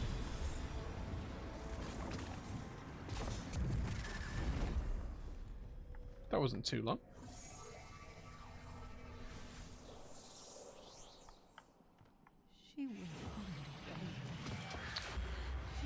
You guys had me thinking that that was going to be like a hugely long strike.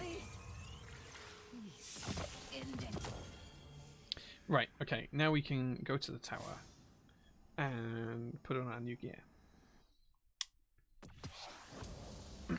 Yeah, I wish I'd done Last Wish. I don't know if it's even still in the game. I probably assume it's not now, but I assume I won't get a chance to do that.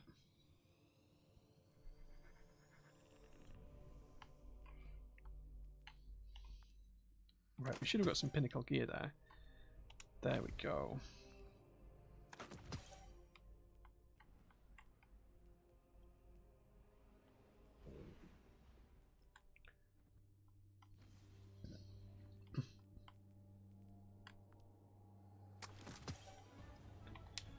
Let's grab some stuff from there. It can be through the witch fights. Oh, interesting. Okay, I guess it can still be done then. Okay, we'll see. I haven't done it yet, but we'll see. Checking. Legendary Ingram, Legendary Ingram. These are all too low.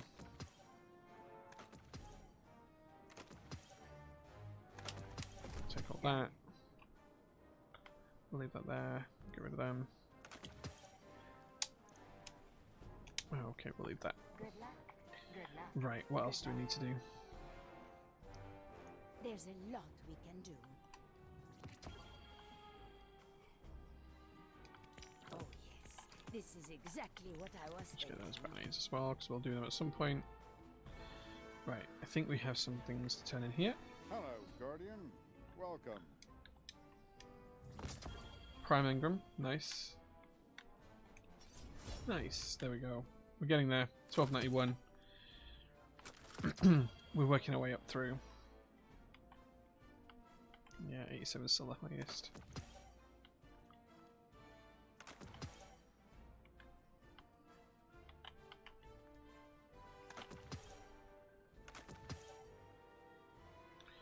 Put on a subclass I'm more familiar with. Yeah, I don't like that. Okay.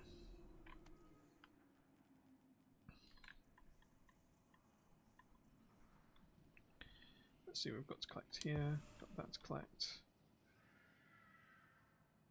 Still telling me I've got more to collect. Oh yeah, we've got a legend, an exotic Ingram. Crown of Tempests. Nice. What is Crown of Tempests? Arc ability kills increase the recharge rate of your arc abilities and extend the duration of storm trends. That sounds pretty good. I will keep that to one side. Cool. That's just purchasing. Right, okay, cool.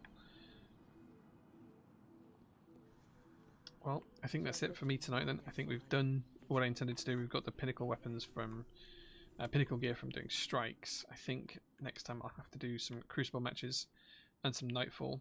Yeah, I can get 2 from nightfall, 1 from battleground, so 1 from grandmaster nightfalls. Okay, do some crucible games. Yeah. Okay. Cool.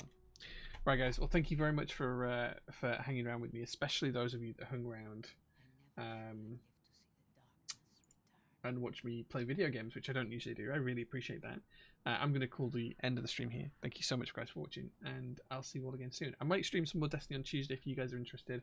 I'm going to try and play most of the day on Tuesday and take the day off, but we'll see how that goes. We know how busy Prototypers gets. But thank you very much for watching, guys, and I'll see you again soon. Take care. Bye-bye.